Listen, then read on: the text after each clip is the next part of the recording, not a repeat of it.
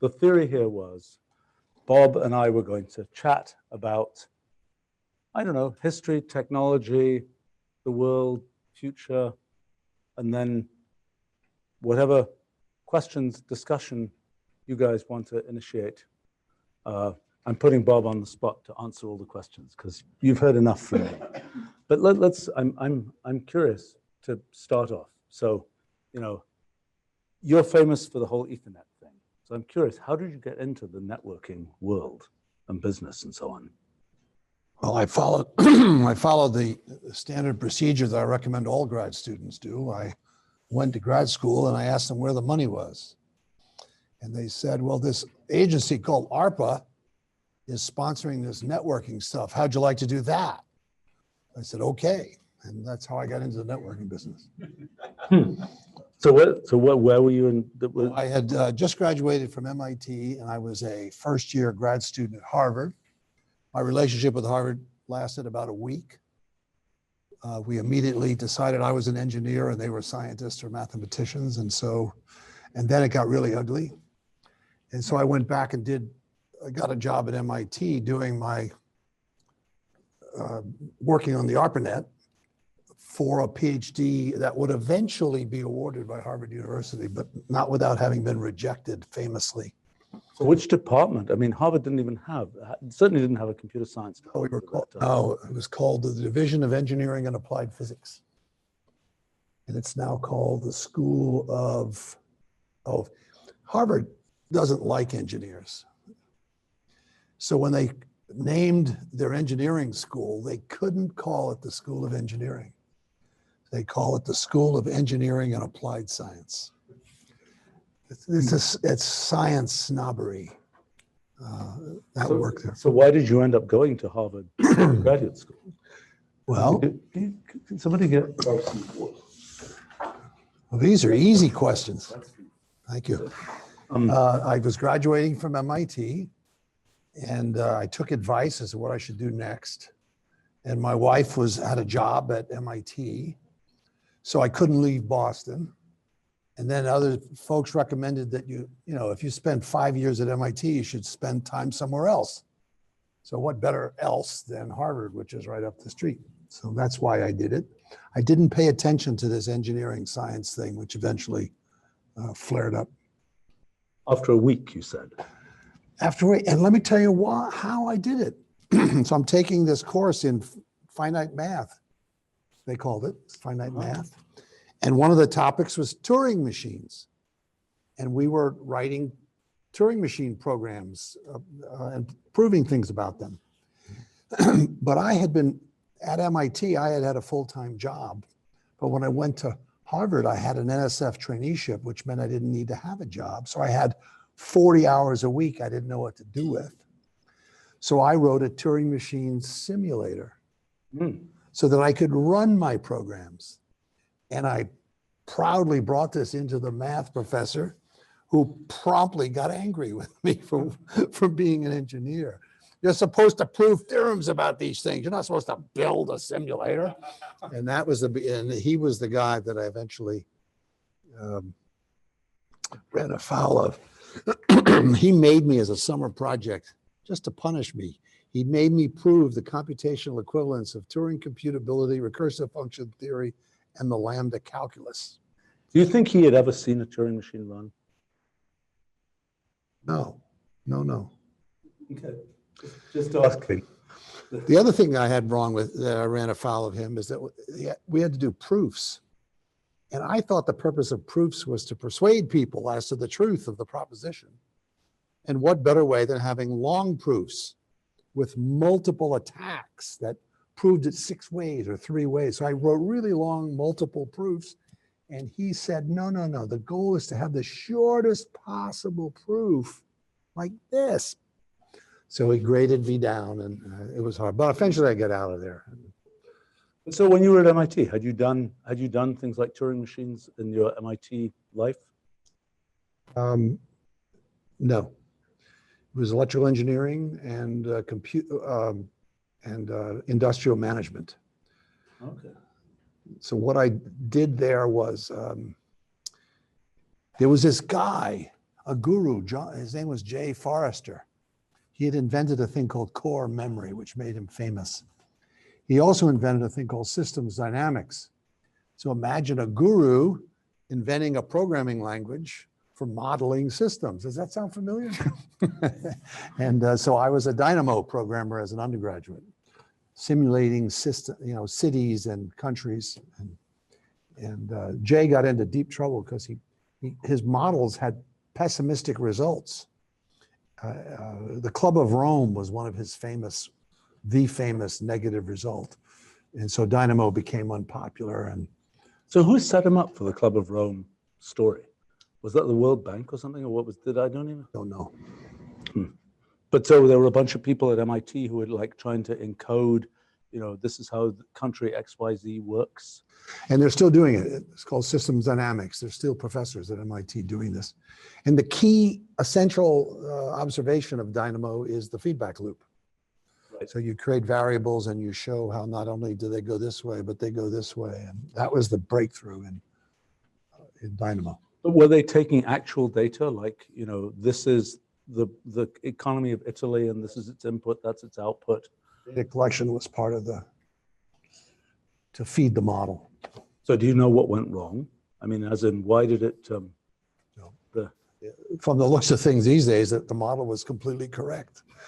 The Earth is going down the tubes according to that 1964. Well, I don't know, was that a run out of food type model? No, that was famine was in there. Okay. Yeah. Right. Okay. Yeah. That hasn't yet. So what was Dynamo? Was it derived? There were these earlier. What was it? What kind of a language was it like? It was easy to express feedback loops. It looked a lot like Fortran, which was the prevalent language. And what it mostly did was printed out graphs. So you'd do a Dynamo run and you'd end up with a paper about this thick, and then you would turn it like this, and it had marks printed corresponding to values, and you would take magic markers and you would connect the dots on the paper. So this was line printer paper? Line printers, yeah. Okay, so there was no actual graphs of... No, there were these dots that you connected, and then you put them on the wall horizontally like this, and it was time went like this on the wall. So but it wasn't, but their visual display, there weren't like, by that time were there tectonic scopes and things like that by that time that had, continually? Okay.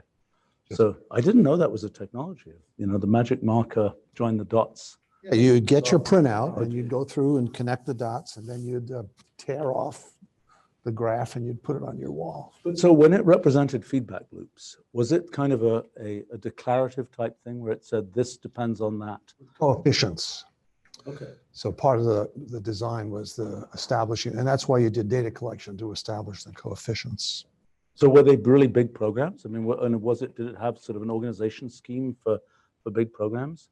Like, I mean, the world's a big place and there must have been a lot of variables. I don't remember how thick. I know the outputs were always this thick. I don't remember the. So was there an output of, the curve for Albania and the curve for this? I mean, was that part of the output? Or was that... Now my memory is beginning to fail me, but world population was certainly one of the variables. Huh. And climate was not part of the model. No, nobody cared about that. No, and there was no modeling of the climate. But so do you remember how far out they were trying to predict? I mean, was it like 50 years, or was it like, was it like they only said things would fail just about right now, or were they? No, they were, I don't actually remember, but it was not right now. It was appreciable decades. It feels like decades, but my memory is slipping here. Right. So when you were doing electrical engineering, did you do finite state machines and things like that? Were finite state machines a thing? Or were they, and what was the level of formalism of the electrical engineering stuff? I mean, is it like Boolean circuits and Boolean functions and all that kind of thing, or was it much more? How transistors worked, circuit theory, but then we went into things like probability and stochastic systems, control theory, bang control, and all that stuff. Bang control. What's that? It's bang. You have a sensor. Whenever the signal goes over here, you go bang and try to bring it over. And that, but then you overshoot and you go bang back. And so it's, as opposed to quadratic control where you moderate, you don't over, what's it called? Compensate. I mean, over Damping. You have over damped and under damped. That was the. So I mean, it's interesting. That To go to your question, we took a course where we were given access to the TX0, which was a computer before any computers you ever heard of. It was before DEC. It was the machine that led to DEC. And it had a display and a flexowriter, which is like a computer controlled typewriter. And as a class product, my fraternity brother and I wrote a program simulating elementary life forms. We had a sun. It was in a square orbit, so Kepler would not have approved. And these life forms wanted to stay away from the sun because it's too hot. And they would encounter food and they would eat it and grow. When they reach a certain size, they would subdivide. So imagine that the software is a long list of these entities living in this world. And at the very end, our problem was the list got so long, the world slowed down. The TX0 didn't have much computing power. So our simulation slowed down because that list of entities that we were frequently updating was getting too long. So did your story have a more optimistic ending than the Club of Rome story? I mean, did your organism Only thrive? elementary particles starved to death. Oh, okay. Yeah. So what were you programming with TX0? In assembly language or in TX0 assembler. And so what was, I think maybe there's one of those at the Computer History Museum now. Maybe not, I'm not sure. There's some, I've heard of that machine and it's before my time. So there's some, but so then so was that the dominant machine at MIT at that time? I mean, what was were there IBM 709s and things like this, or what, IBM 360s or? So the TX0 was already old by the time I got there. Okay. And so 7094 was the machine of choice almost everywhere. I mean, in universities. How many times have you've heard Stephen brag about how old he is? I am 14 years older than he is. So you should listen to him a lot more than to me. TX0 is before my time. So it was way before your time. And speaking of electrical engineering, the other thing I got was senior project was to build a computer. And that was hot stuff then. And so we were given, the course was called 6721. There were 4 of us building a computer. And I got the job of building the memory. At the end of the semester, by the way, the memory was the only thing that worked. The other 3 guys had dropped the course. So I learned about teamwork. So I brought this memory, used an acoustic delay line to remember things. It would launch bits down a cable by torquing the cable, and the torque would propagate the duration of the cable, come out the other end. And there was enough torque left at the other end to make it back into an electrical signal, put it through a shift register and retorque it. So the bits were constantly going like this. And I was kind of in a rush because it was the end of semester. So I didn't have time to put a reset button. It turned out all you had to do was go, and the memory reset and became full of zeros. But there was no computer to store interesting data in my. So where'd you get the data from? Did you have to click the thing into? But the thing about this memory was that I learned how to send data 1 bit at a time down a long cable. That seems like it was useful for later life. Shortly thereafter, when we needed to connect MIT to the internet, they looked around for somebody who knew how to send bits 1 at a time down a long wire. And I actually had that in my resume, so I got the job. That was mechanical, this talking thing. You said the bits you were physically talking.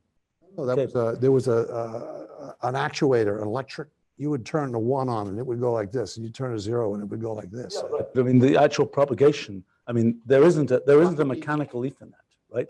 It's not, the Ethernet is electronic, right? This was a mechanical. At the speed of sound. Yeah, right. As opposed to the speed of light. The speed of sound in a solid, not even the speed of sound in air.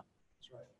propagated through a cable. Right. I mean, I know that mercury was, I mean, people used mercury delay lines, right? I didn't know, I mean, whether it's propagating at the speed of sound in mercury, but you were doing, I never even heard of a torque-based memory. Was that your invention, or was that No, it was the TA proposed 4 different ways of doing it, and we picked that one.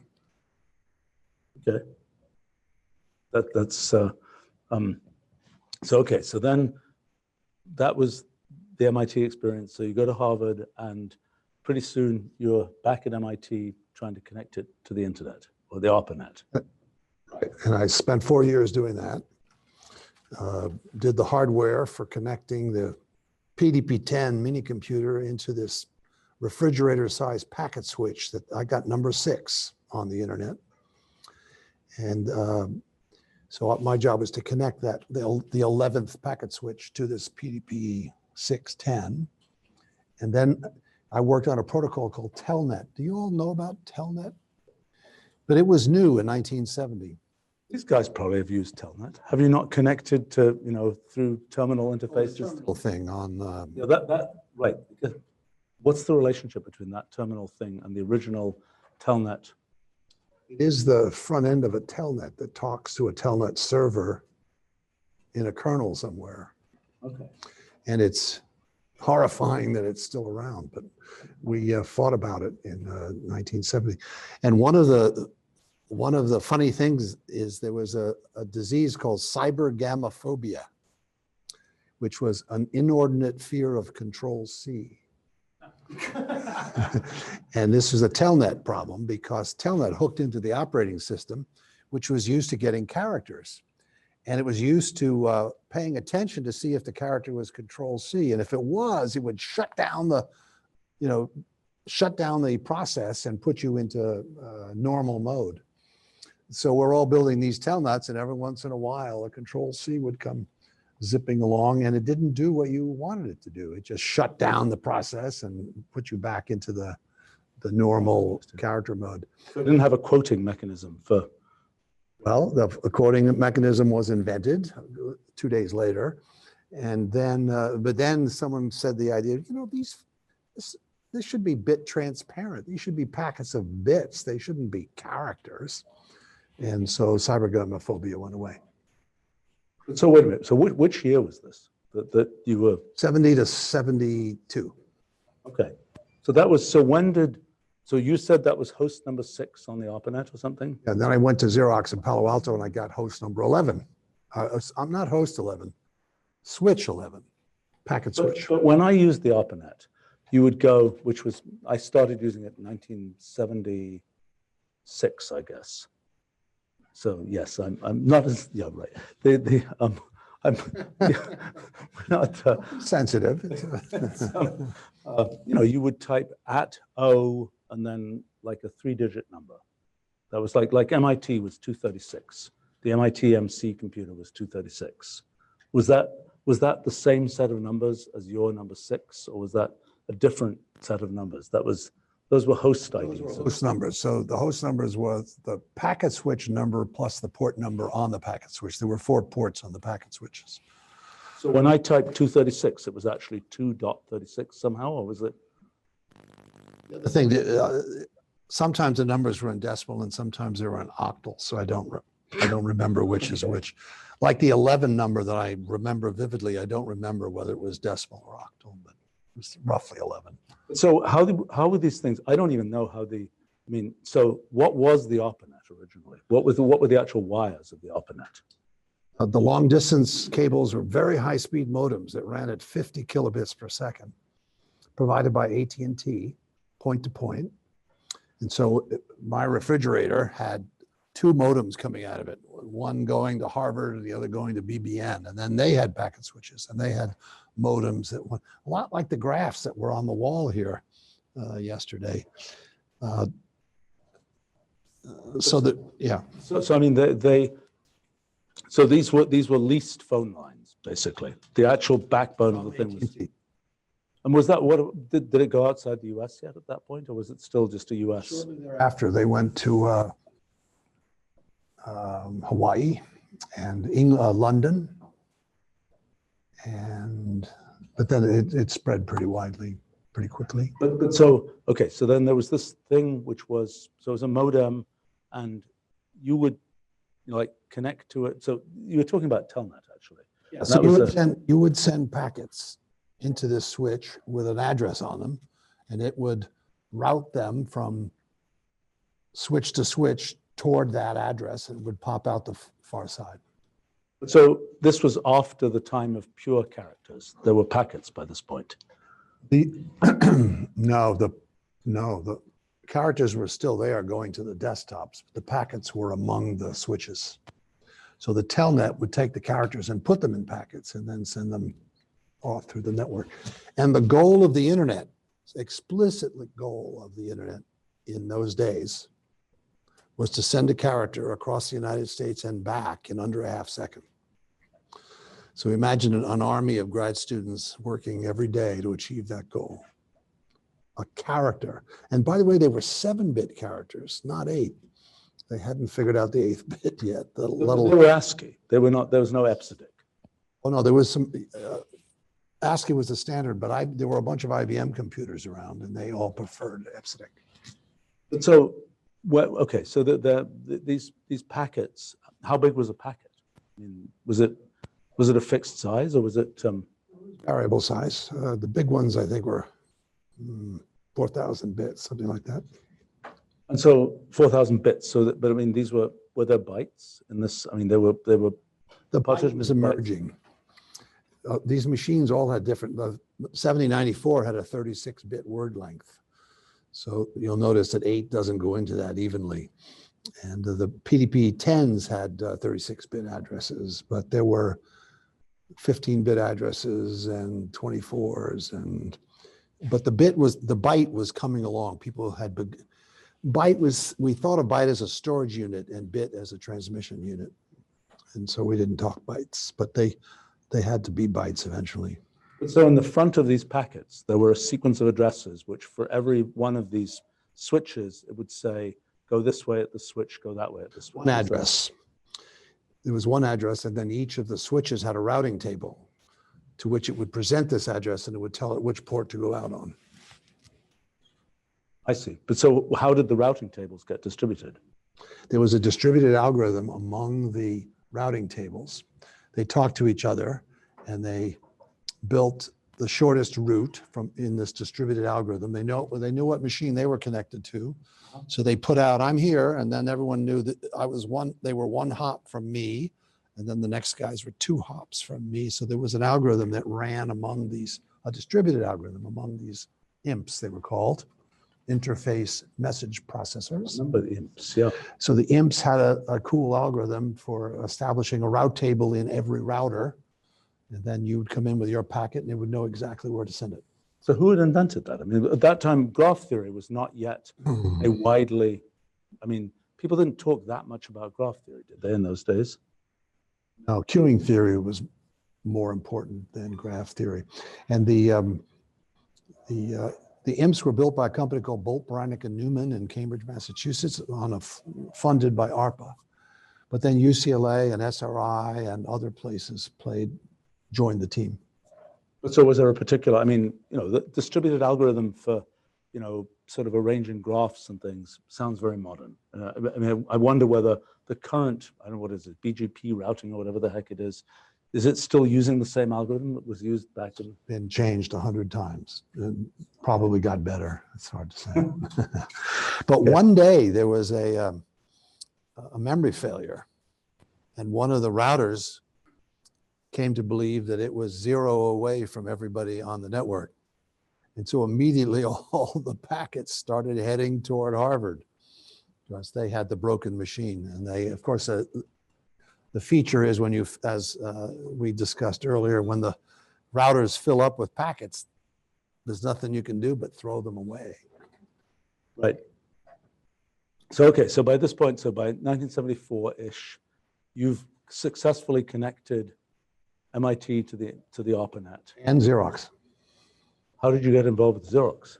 I finally graduated from Harvard and went to Xerox Research in Palo Alto. So when had Xerox PARC been founded? Or was that? Xerox PARC was about 1969. I got there in 1970, roughly. And so what was that? I mean, I visited there a couple of times, a few years after, years after that. But what was it like? I mean, what was the kind of mission of? I mean, these guys may not have even heard of Xerox PARC. Xerox PARC was a very famous place where lots of stuff got invented. But what was your impression? I mean, what kinds of people were getting hired there? How was it set up? So Xerox was then a monopoly, had a patent monopoly on all copiers, and so it was extremely profitable. And they got the idea that, Xerox got the idea they wanted to have a lab to develop the paperless office of the future.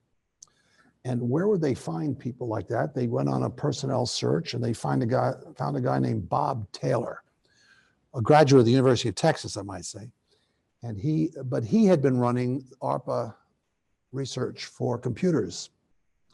And Xerox got him, and he brought all the ARPA researchers with him from Berkeley, Utah, MIT, UCLA. So some of the best computer scientists all gathered there in Palo Alto. Now, it was my goal to be a professor at MIT, but I didn't get the job. So instead, I had to take this job at Xerox Research in Palo Alto, California, where I got paid double what MIT offered. I didn't have to teach. I didn't have to raise money. And it was 72 degrees all the time. So it was really a horrible, horrible outcome. I couldn't be the professor at MIT, so I went to Xerox, where we invented modern computing, including the personal computer and Ethernet. And So how large an operation? It's like a couple hundred people or something? Or what was the computer science lab was 35 people. It was very small. Bell Labs was 25,000 people. The computer science lab, were 35-ish. We grew from there. The Palo Alto Research Center had other labs, and so there's probably several hundred people there. What other labs do they have? They had there was a funny phenomenon that spawned labs, and you may want to pay attention to this for the Institute. So here we had this elite, what we thought were this elite computer science lab, and someone said, we need somebody to take the ideas of this that are spewing out of here and take them to the world. So we computed the system science lab, whose job was to take the output of this computer science lab and move it toward commercialization.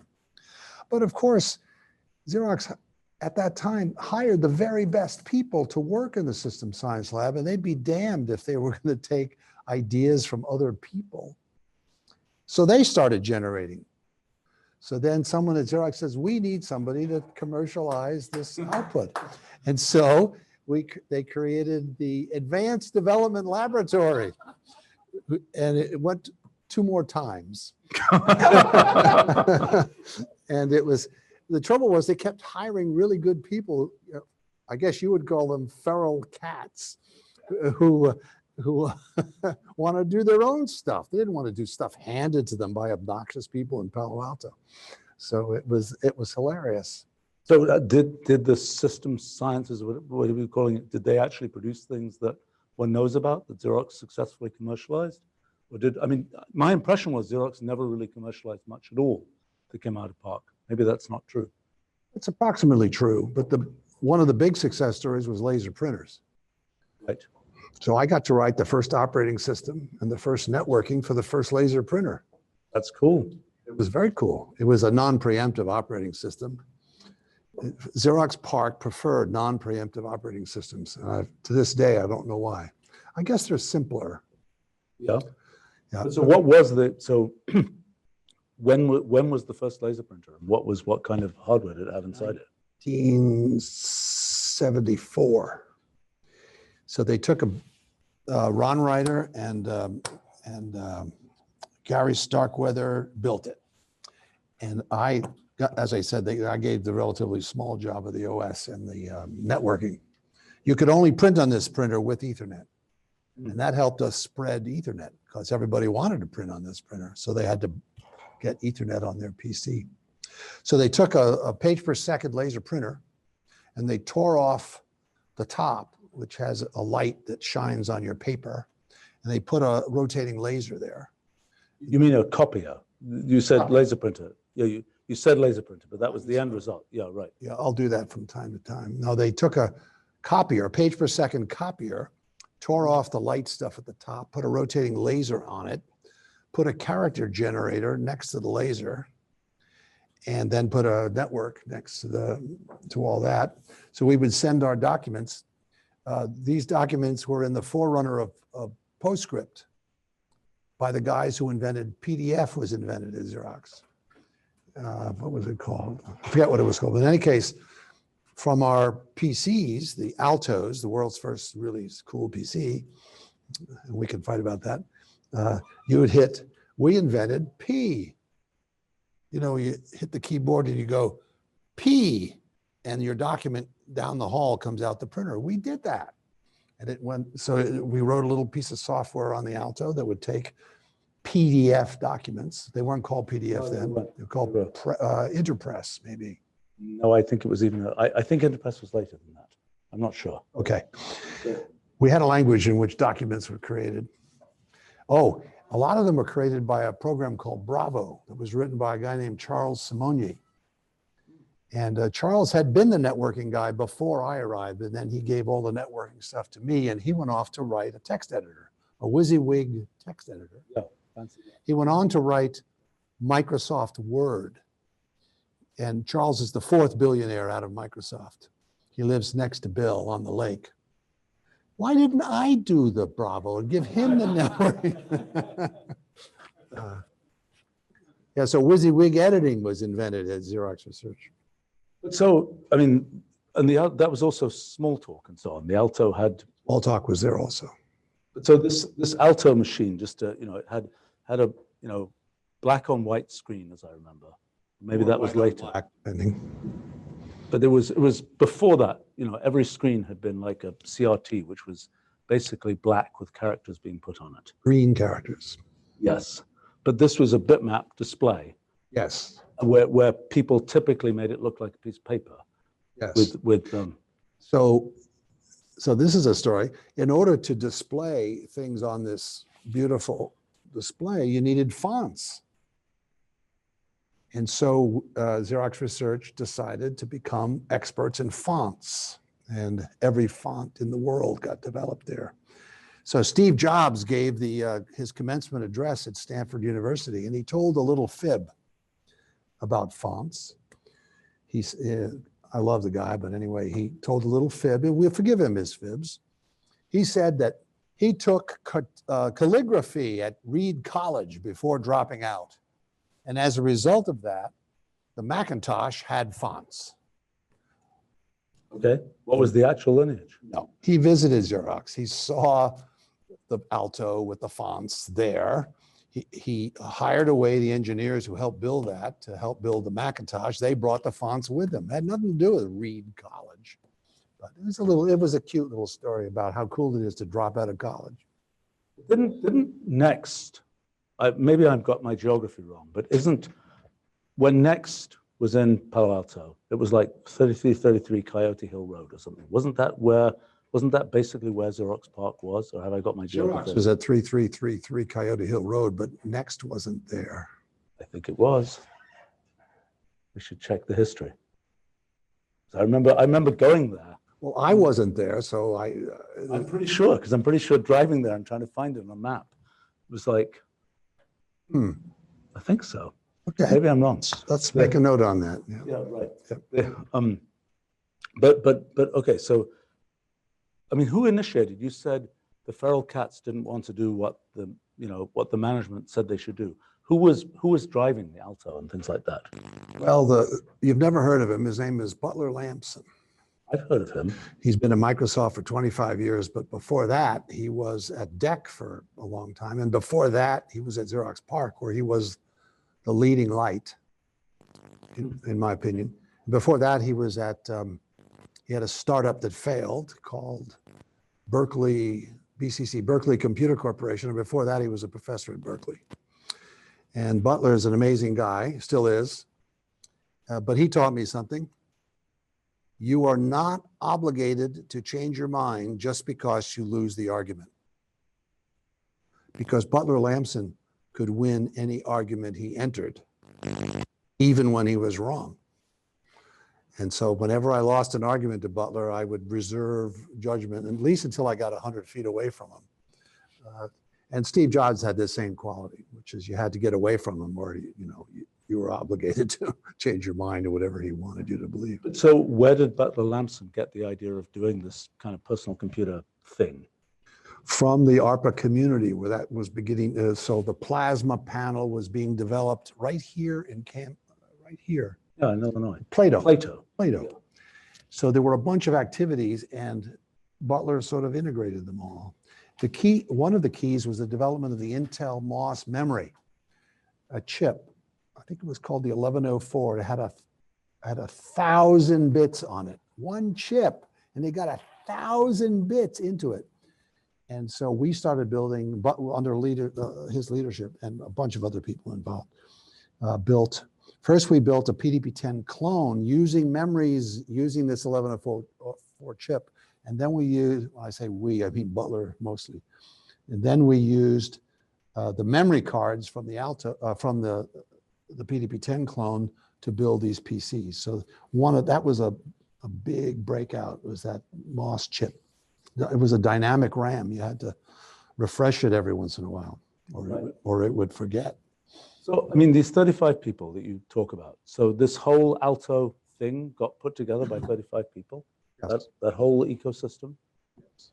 Including the actually building them, I mean, who built the machines? Who actually assembled the boards and things? There was a guy named Chuck Thacker, who has since passed on, who was Butler's buddy from Berkeley Computer Corporation. He like wire wrap boards and things like this? Or? There were technicians, there were outside vendors. There was a Silicon Valley infrastructure was there. So, I mean, of those 35 people, were they like, how did they, was Butler Lamson like saying, you do this, you do that? No, it was Butler, the head of the lab was Bob Taylor, and he never told anybody what to do. And that's a bit of an exaggeration. So here's a case where he did tell somebody. I was working on Ethernet with Dave Boggs, building it, and it wasn't going well. We were having trouble transmitting signals down this coaxial cable. We needed 4 picofarad impedances, and we were up at 10, and it was going slow. So my arch enemy in the lab, Chuck Thacker, Butler Lamson's buddy, announces that he's going to build XNet, another network in which to connect these PCs together. Of course, Chuck was a very senior guy compared to me. So he was about to suck all the oxygen out of the room to build goddamn XNet, which was 16 wires thick cable like this. It's a stupid idea. So I went to Bob Taylor and I said, make him stop. This is a stupid idea and it's going to disrupt our project. A few days later, Chuck announced that he was giving up XNet. And I thanked Bob Taylor, and Bob Taylor denied that he'd had anything to do with it. And for 40 years, he denied it. I used to ask him periodically just to see. And just before he died, he confided in me that he had, in fact, intervened with Chuck and made Chuck stop doing XNets so the resources wouldn't be sucked away from working on Ethernet. Why was it called Ethernet? It's a physics term. I know of ether, yeah. Prior to 1905 or so, the luminiferous ether was theorized to be a passive medium that carried light from the sun, luminiferous, to the earth. Well, actually, all electromagnetic waves. Yes. I was just focusing on the ones you can see. And these two physicists, Michelson and Morley, performed an experiment intended to detect whether there was an ether. And they measured the speed of light as the earth went around the sun, hoping to detect wind, ether wind. There would be, light would travel faster in one direction than the other because it was going upwind or downwind in the ether. And guess what? There was no wind, therefore no ether. And the term was pretty much forgotten. So Dave and I are building Ethernet, and we had chosen coaxial cable as our initial medium, but we knew that other medium would work too, like radio, for example, and optical fibers. So we didn't want to call it coax net. So we needed a word that was a passive medium for the propagation of electromagnetic waves. Ethernet. Cool.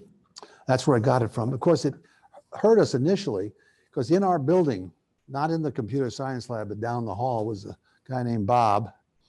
And he wrote a memo to my boss's boss saying that Ethernet was a fraud. And by the way, he broke several rules, one of which he never even mentioned to me that he had problems. He just sent this memo to my boss's boss. Don't ever do that, because I carry the grudge to this day. And in his goddamn memo, he says, this fraudulent idea is so bad, it's even named after a discredited concept in physics. Anyway, copies of that memo that he wrote have appeared on cubicles around the world. Because as you may know, Ethernet succeeded after that, despite this memo by Bob. So the first Ethernet was connecting some number of Altos together. In fact, we built an internet inside of Xerox. So not only the Ethernet, but packet switches. And we invented a protocol called PUP, the PARC Universal Packet, sort of a predecessor to IP. And this was all going on while TCP/IP were being developed. So in the summer of '73, Professor Vince Cerf at Stanford held a seminar to consider upgrading the protocols of the Arpanet to something newer and cooler. And a funny thing happened. So he comes to his seminar determined to add a network number to the packets. So you would route first to a network and then to the host on the switch. And so he came dying to have the new protocol have a network number and to connect the countries. So each Arpanet, there would be an Arpanet in each country, and then they would be connected by gateways using this network number. I came to the seminar from Xerox where we were building Ethernets, and I wanted a network number, but for a different reason. The network number, you'd get into the building and then you needed to know what network in the building, which Ethernet were you going to? So Vint and I both arrived at his seminar, and we both want network numbers. But Vint calculated that there were fewer than 256 countries. So you only needed an 8-bit network number. And I calculated that there would be millions of Ethernets, and so we eventually settled on a 32-bit network number. But we were coming from opposite directions. So this is IPv4. Yes. It worked for a while. What's that? It worked for a while. Still is. You don't believe in IPv6? I do believe in IPv6, but IP version 4 still carries most of the traffic. Yeah. Indeed, right. So I'm just still curious about the 35 people who built all this stuff with Alto and things like that. What was over what period of time did that computer come together? Well, if you say it started at the beginning of the lab, which would have been '69, and it was running in late '73. But what was so that's very productive. But that's a lot of productivity for 35 people. What does one learn from that experience? Well, these were carefully chosen top-notch people, so it matters. Some of our technicians had PhDs. This was very productive people. But the people often, when you have, when people say, "I'll bring the best and the brightest and put them all together," they all have their own ideas. They'll never work with each other. It doesn't really work very well. So how did that not happen in this case? It did happen. We had that problem. We had like XNet versus Ethernet. That's a perfect example. That was a close call. Sure. Yeah. But I mean, all right. So Xerox decided to put this lab in Palo Alto, and I think you should think of it as associated with Stanford University. It's like a Stanford lab, only slightly more detached. Many of us, including me, were professors at Stanford while we worked at Xerox. So that the university research center connection worked there. We were all, and we were publishing papers. Xerox gave us permission to publish papers that were peer reviewed and all that stuff. So we were part of the academic community. Stanford wasn't as, fancy a university back in those days. No. And it was, and it had, what about things like John McCarthy and the AI lab and things like that? There was a separate building for an AI lab, oddly. It was in the woods among the eucalyptus trees, and it was gorgeous. Don Knuth was cataloging every algorithm that man could think of at that time. Right. But that was very separate. That wasn't, that didn't interact with the Xerox PARC world. Well, there were seminars on both sides and people working on joint teams. Like Vid Cerf and I were working on the internet together. And there was a computer science department at Stanford by that time. Yes. I was a professor of electrical engineering then, but I taught computer science courses there. So it's the same.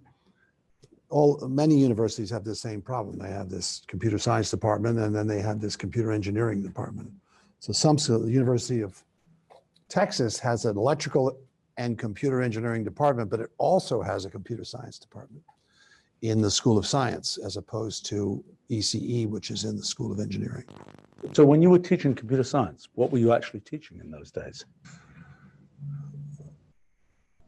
Assembly language programming of the HP mini computer.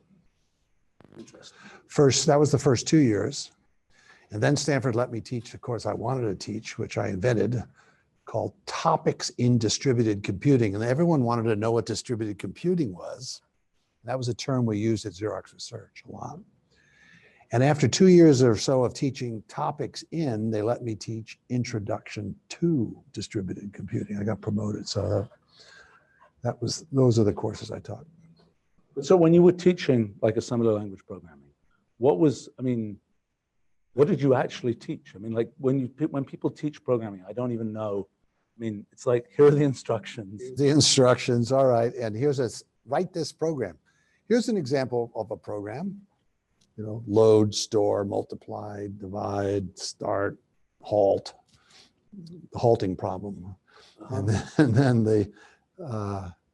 So here's an assignment for you to write a program that converts Baudot code to ASCII or something like that.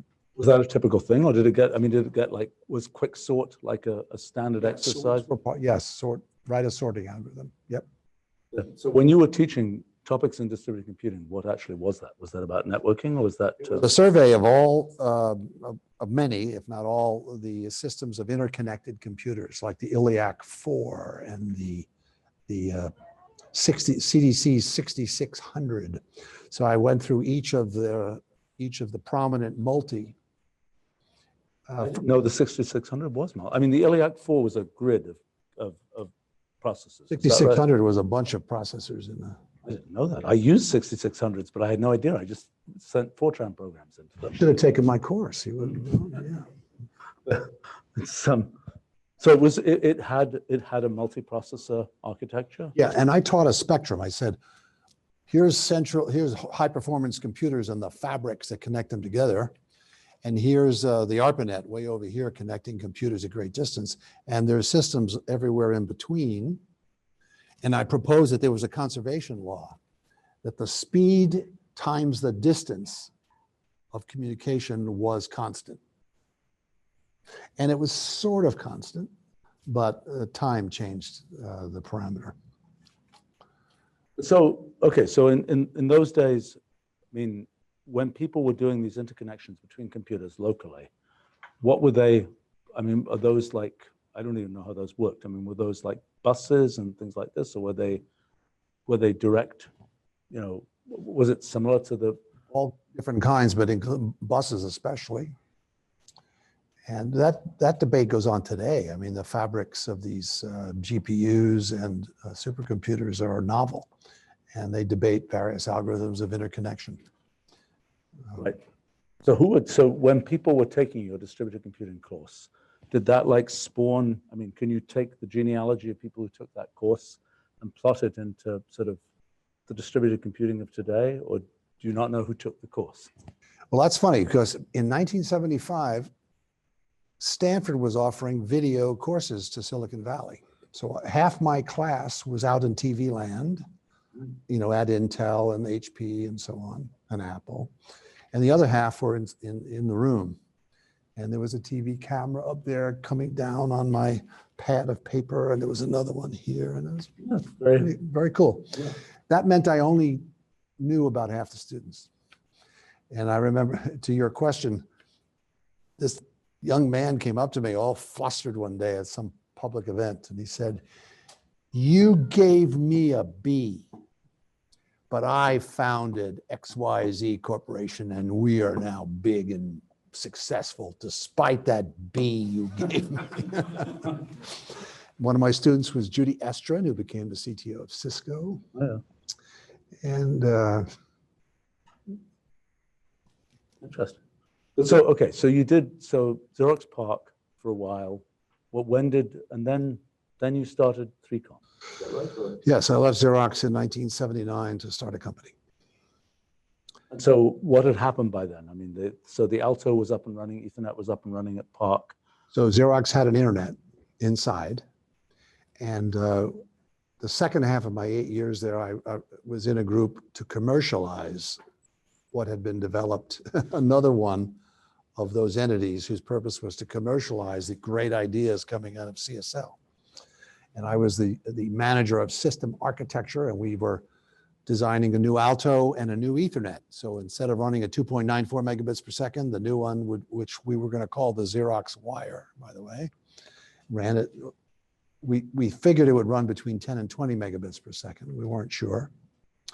But then we got the idea, after I left, we got the idea to standardize Ethernet. And so we designed the IEEE committee Project 802, whose purpose was to standardize things. And we wrote a spec. And on September 30th, 1980, we gave the spec to the IEEE and said, standardize this.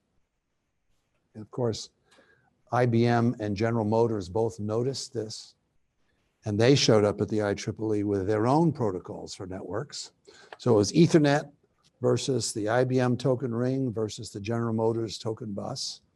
And those three, the IEEE courageously standardized all three of them instead of choosing. And then for the next 20 years, we fought it out. And guess who won? Ethernet won. So why were you concerned about standardization? I mean, were there a lot of people who were making sort of other kinds of competing networks, or what was the point? It was a good idea. The whole purpose of Ethernet and other networking things is to connect things together. And if they're incompatible, they're not going to be connected together. Plus, if you have a standard, it tends to collect development dollars. So the development of the technology accelerates with multiple players. So it was basically IBM versus everybody else. And so we had startups, and we had HP, and we had Intel on our side, all investing in making Ethernet faster, cheaper, better. So were there a bunch of patents from Xerox that were kind of the core? And the main one was given by Xerox to the IEEE to make a standard. So by that time, were there companies making networking equipment but they were making it with different standards, or they were making it with sort of versions of the? Oh, there were pre-existing networks, data points, ArcNet, OmniNet, IBM's PCNet, Apple's AppleTalk. There were many, many of them, and it was a bloody battle. But those were locally deployed networks, or those were networks that were deployed? Because I mean, there were things like BitNet, I remember, which was that was an IBM thing. That was, but what the large scale networks were, I guess you were dealing with local area networks. So these were within an organization. Yeah, the internet really didn't. It certainly existed, but it wasn't impactful. So for the first, I don't know, 5 years of our company, I guess until around 1987 or so, our products were not used in were not connected to the internet. But then TCP/IP took off, and we threw away all our, we use Xerox protocols in our products, and so did Novell and other companies. But as soon as TCP/IP reached takeoff, they all abandoned that and went to TCP/IP. So by the time you were working on commercialization of things at Xerox, had you had a whole history of doing sort of commercial, businessy type things, or was that your first effort in that direction? I had started 4 companies prior to that while I was at MIT, and they were all consulting companies programming PDP-10s. Oh. And they all generated tuition and room and board. And then people went to grad school, then we shut them down, started new ones. But the 3Com was started in Silicon Valley, in the Silicon Valley innovation machine, where consulting companies are not welcome.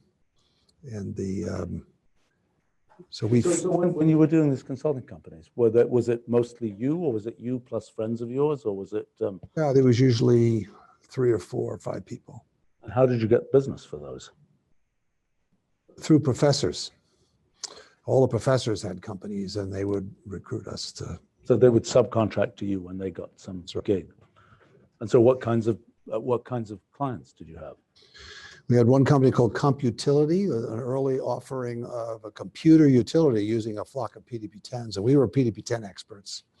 So they asked us to write manuals for them. So we delivered manuals for them on how to use the Computility PDP-10. We had a linear optimization company that optimized, that's the wrong word, but an optimization company, mathematical models that would. Linear programming.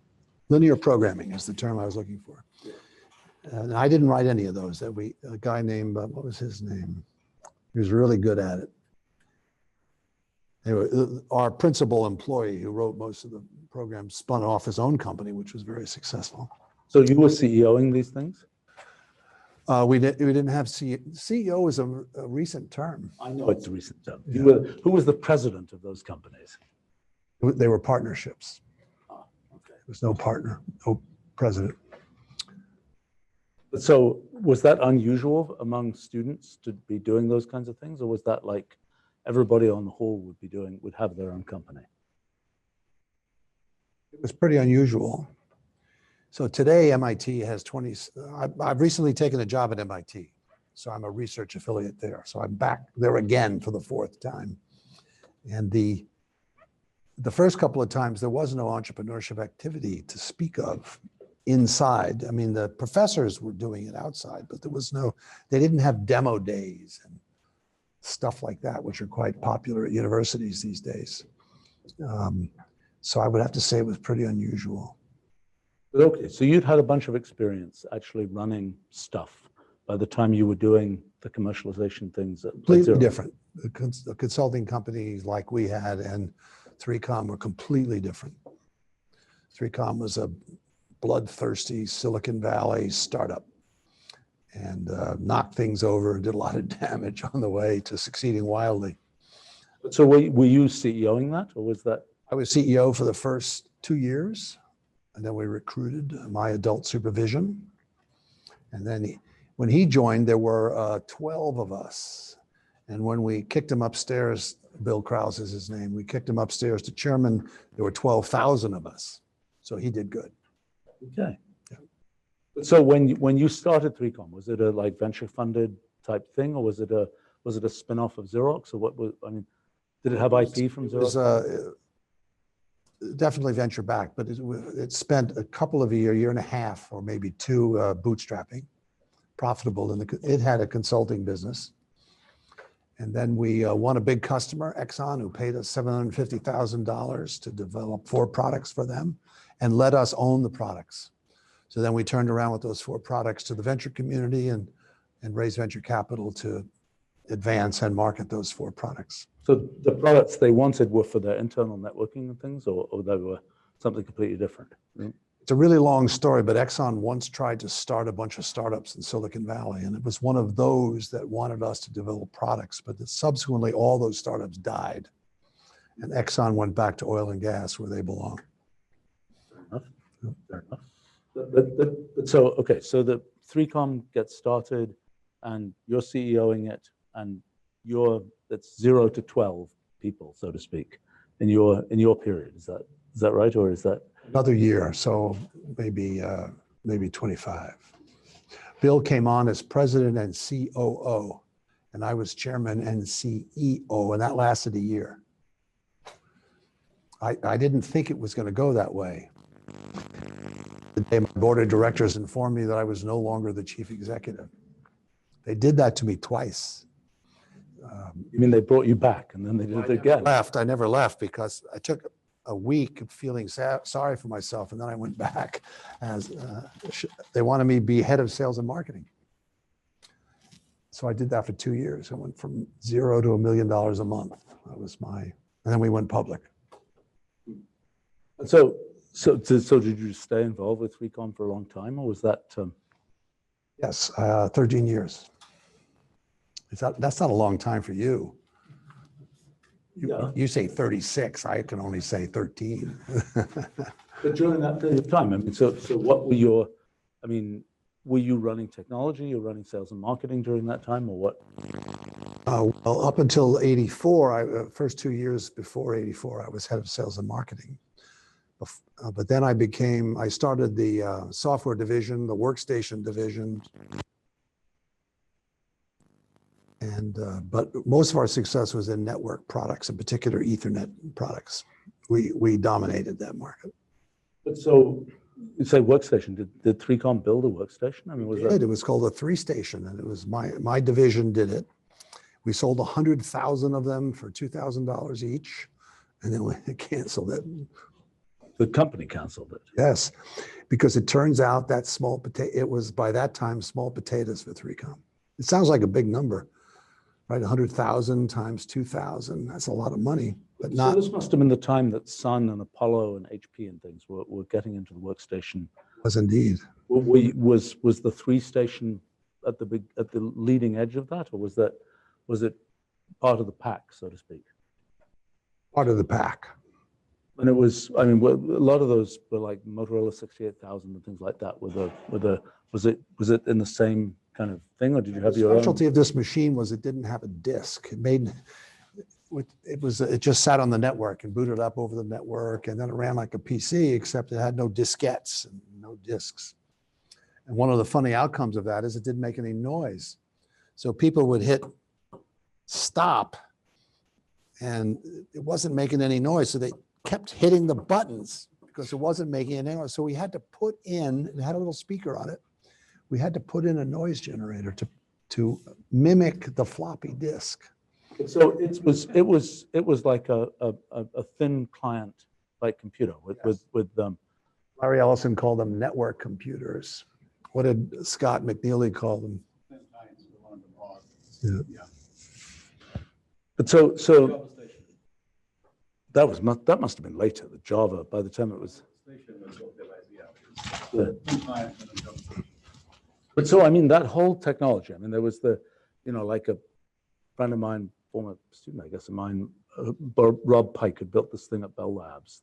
What was it called? The Blit terminal, which was maybe you never even heard of it. Wow. Never heard of it. So that must have been beginning. That was before Sun really emerged on the scene.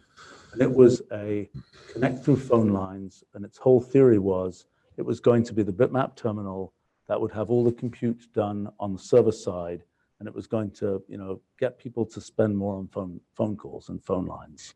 So it's the same idea as the 3-station, except we assumed it was an Ethernet there, not a phone. So you could boot your machine. Right. In fact, the network access was faster than a local disk, because the local disk was a pitiful little 10 megabyte disk, but the server had a big fast disk. And so you could boot faster over the network than from these small disks. So at that point, the speed of the Ethernet was what, megabit per second, 10 megabits per second. And so the buses on the machines were, or the controllers for the disks were slower than that? Or that was, I mean, when, if it was a local disk, It should have just been the Those were cheap little slow disks as opposed to much bigger, faster, more expensive disks shared. But the peak to average usage of those was so high, at peak to average, that there was a lot of idle time. So you could. So what was it? I mean, this whole theory of the sort of thin client computing didn't at that time take off. I mean, at least that's my impression. You know, instead, it was the local workstation that could do everything locally. Yeah. Do you have, I mean, was it obvious? What was the dynamic of that? Because it wasn't obvious to me, at least, that this is now entering the time when I knew about what was going on in the computer industry, and it certainly wasn't obvious to me which was going to win, the Sun type model of the actual full local workstation or these kind of thin client things. Was that kind of a, could you see, I mean, was there an obvious sort of theory of what was going to happen and what? Well, if there was such a theory, I clearly didn't know about it because I went ahead and introduced the 3-station and sold my heart out. And then eventually we killed it. In retrospect, was it obvious that wasn't going to work to have a thin client, or was it a pure accident of history? Not really sure. I think some of it had to do with branding. So 3Com was known as an Ethernet company, not a workstation company. So some of that. And thus the competitors were big and mean, you know, like IBM and Sun and Apple, all producing workstations of various kinds. And we were in that mix. Right. I mean, it's like the thin client idea is certainly back. I mean, you know, the whole cloud computing, you know, Chromebooks, all this kind of thing, is that same idea again. There's a network now. There wasn't much of a network then either. I mean, outside the building. Right. And that's a factor. Right. So, okay, so the 3Com period, then what was, then there was a new career after the 3Com period. I became a journalist for 10 years. I became the publisher, CEO, and columnist at InfoWorld magazine. Sold about $100 million a year in advertising and wrote a weekly column for 1 million people. And that was fun. So how did you, what was that transition from kind of the 3Com thing to InfoWorld? So I cheated. The guy who founded IDG, the International Data Group that publishes 300 magazines, many of which you've heard of, like Computer World, InfoWorld, Apple World, Apple World, right? That's still around. There used to be Macworld. Macworld, that's right. So Pat created all these magazines, and he was MIT class of 59, and I was MIT class of 68. So I knew Pat McGovern, he's since passed away, and he gave me InfoWorld magazine to run. And he also gave me somebody to work with me who knew how to run a magazine. So that was helpful. But InfoWorld already existed. I mean, it was about a $50 million a year thing, and we doubled its size. And it was a weekly tabloid magazine. And I wrote a column about the internet every week. And it's a little bit like we do it online now. Oh, I used to sell advertising. A page of advertising cost $30,000.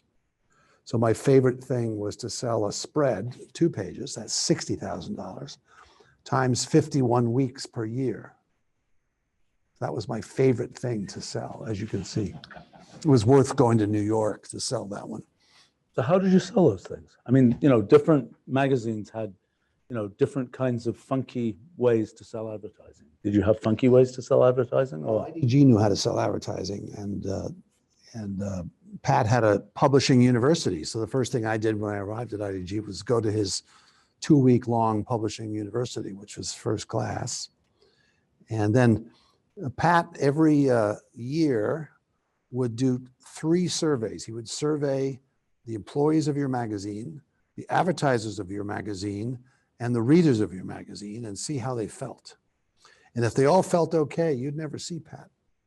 But if one of them went south, he'd show up and help and teach. He was very into entrepreneurship. So he left you alone unless one of those 3 surveys went south, and then he would show up. So InfoWorld, I mean, you know, I remember it being sort of a general computer magazine. Well, focus on personal computers and eventually the internet. So, okay. So Pat had 300 magazines. So one of our problems was competing with each other. And so the Computer World and InfoWorld hated each other, even though they were both Pat's magazines. And we tried to figure out how to sell our advertising, our products, both circulation and advertising, in such a way as not to disparage one another. We never succeeded. Computer World was an old, stodgy mainframe computer. You wouldn't want to advertise in that. And then they had another argument the other way. And then there was Network World. So then eventually there were the three enterprises: InfoWorld, Network World, Computer World, all trying not very hard to step on each other's toes. So that was fun. So did you have your own ad sales team, or was it centralized in IGG? I had 200 salespeople selling ads. Wow. $100 million worth a year. And funny thing, I was writing a column for the newspaper, and there's this concept that Pat taught us in publishing is the separation of church and state. That is, editorial and advertising should never communicate. So I'm writing a column, which makes me sort of editorial, but I'm also selling ads, which makes me sort of business. So I was not allowed on the 7th floor. That's where the editors were. So, but I could be on the 8th floor where the team was headquartered. So who were your biggest advertisers? Everybody, Apple, Compaq was very big. Yeah, there was a story. Compaq convinced me that they wanted to. You guys may never have heard of Compaq. Some of these guys may never have heard of Compaq. Compaq was a IBM PC clone maker that competed during the 80s with Dell and IBM. It was before Dell, right? I mean, it was. No, I don't think so. Wasn't before Dell? Well, Dell was founded in '84. When was Compaq founded? So Rod Canyon is the Rod guy. Canyon, yeah. Anyway, Compaq convinced me, the publisher, that they should have a 15-page unit. Now multiply that by 30,000. 15-page unit in our magazine, starting on page 4. Now, page 4 was owned by editorial, so I had to go to the editor-in-chief and convince him to let me sell this unit, and he agreed, and he exacted various deal features. So Compaq ran this 15-page item in our magazine. But in the course of arguing with the editor-in-chief, one of his columnists overheard this argument, and he disagreed with it. And he wrote his column that appeared in the same issue along with the 15-page piece. And his column was dedicated to pissing all over Compaq and the ridiculousness of this ad. So don't tell me, you then went and sold them more advertising to fix the fact that they'd been pissed. First of all, I had to take the red eye to New York. I had to grovel. I had to promise to run the 15 pages again for free. It's called a make good. And I had to promise not to do that ever again. And I spoke with the editor-in-chief, and he fired the son of a bitch. Remember I mentioned the separation of church and state? Well, that means it's, mathematicians. It's a symmetric relationship. So separation of church and state implies the separation of state and church. So he wasn't really allowed to know about that ad. My mistake was letting him find out about it. But even if he knew about it, he shouldn't have been writing about it. So he got fired right away. And then we had to grovel for a while with Compaq to keep him on board. So you did InfoWorld for a decade? 8 years. And then next? And I became a venture capitalist at Polaris Venture Partners in Waltham, Massachusetts. And we, when I was there, we had about $4 billion under management, and I invested in companies. And it's very hard to do. VCs have 3 phases. Phase 1, they raise money. Phase 2, they invest the money. In phase 3, they get the money back and distribute it to their investors. Let me tell you, over a 10-year period, roughly.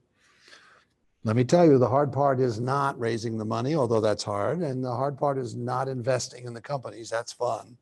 The hard part is getting the money back. And that's hard work and ugly.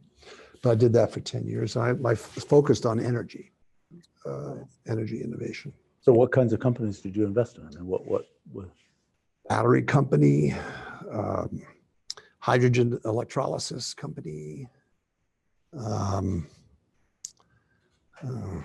Let's see, solar. And I'm still on the board of our solar wafer company.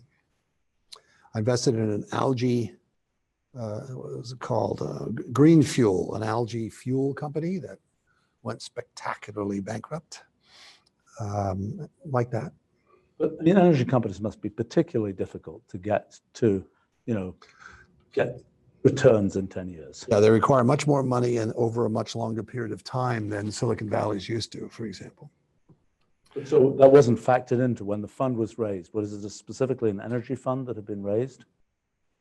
So they didn't. So the original, limited partners didn't know what the, they would just will put money into this Yep. venture fund. And I was only one of 12 partners, so it wasn't as if the whole fund went with these individual investments.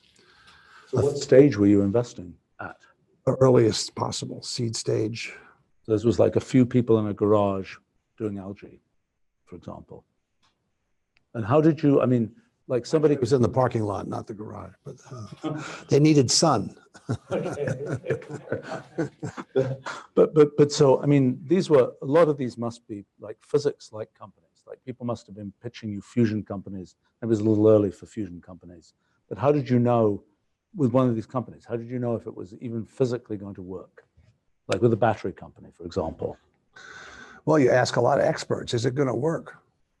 And then they give you an opinion. You listen as carefully as you can and use your intuition. We sold this battery company for basically break even, what we invested in it. It was a micro battery, solid state battery. The batteries looked like postage stamps.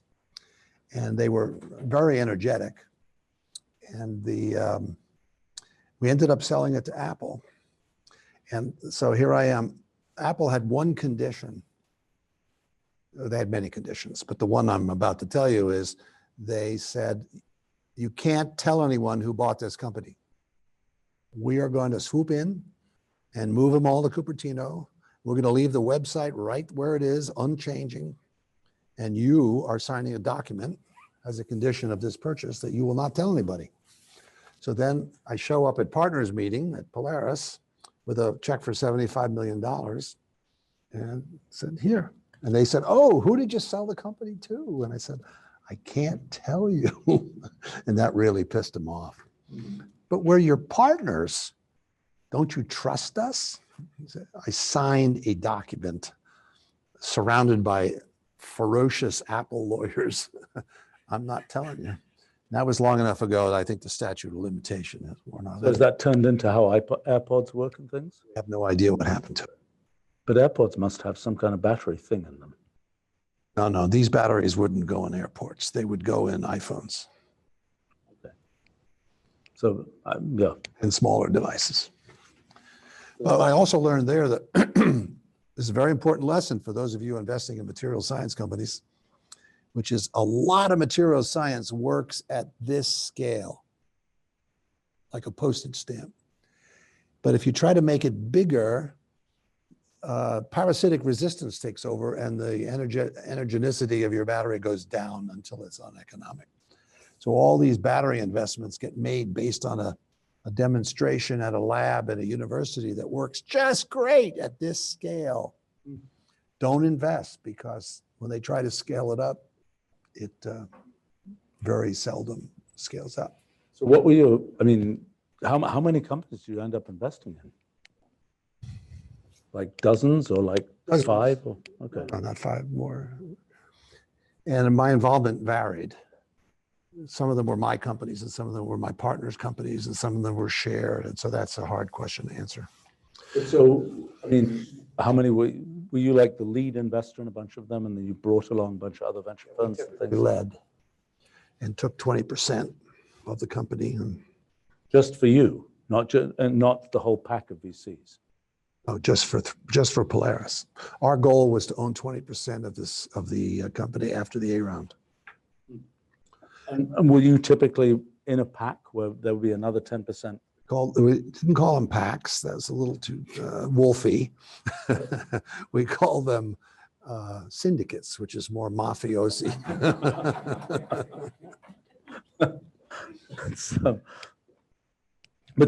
So how did you get into energy investing? I mean, that didn't sit that. It's interesting. Have I mentioned that I'm an associate with MIT? In particular, I wear an MIT ring and I'm an alumnus and I attend a lot of events. And there was a new president was announced at MIT. I'm going to forget her name now.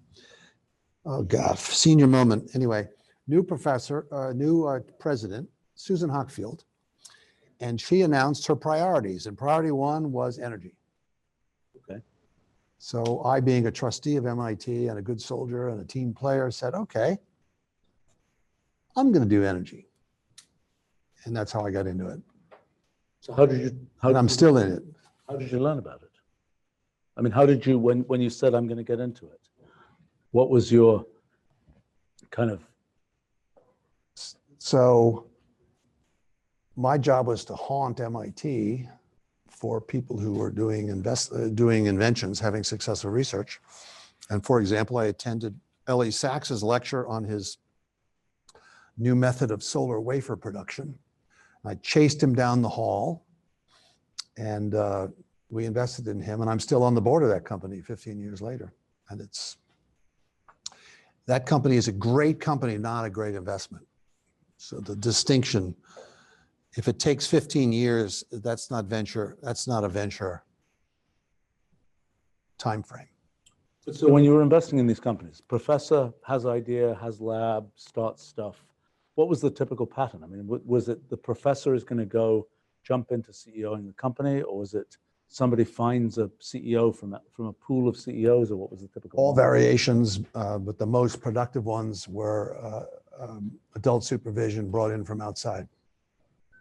Immediately, even at the stage of, I mean, so by the time it was hopping out of the university lab, it was and where did the adults typically come from? Well, Frank Van Mierlo hooked up with Ellie Sachs. Frank had been the CEO of 2 previous companies and then had been a sales executive at a big tech company before that. He's still the CEO of this company, which makes solar wafers.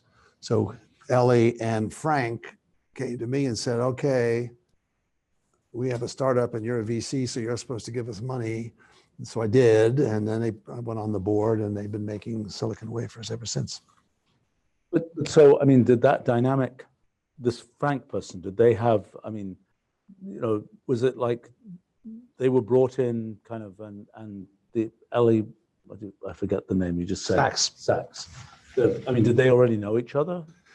Yes, they ran into each other. Frank was looking for his next gig and Ellie was looking for help. And so that was pretty much the ideal configuration, I think. The not so ideal one is where the scientist believes that he's going to be a great CEO. See, my first company, I did the thing that you are describing is the perfect configuration. You should have a function that computes the likelihood of success of these various configurations. But every variation has been attempted. Huh? But so okay, so the venture capital. So were you there for sort of the period of one fund or something, or was that not aligned with 4 funds? Okay.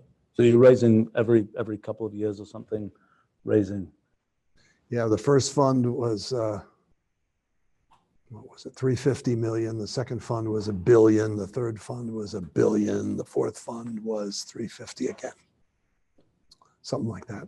What do you think of this phenomenon of these, you know, increasingly giant venture funds? Well, they're getting smaller now. This year. But I mean, there was a period when they were getting. There was a period where they're getting bigger. I think they're getting smaller now. And I think it's a pendulum. Okay. Yeah. They realize they realize a new crop of VCs have to learn it all over again.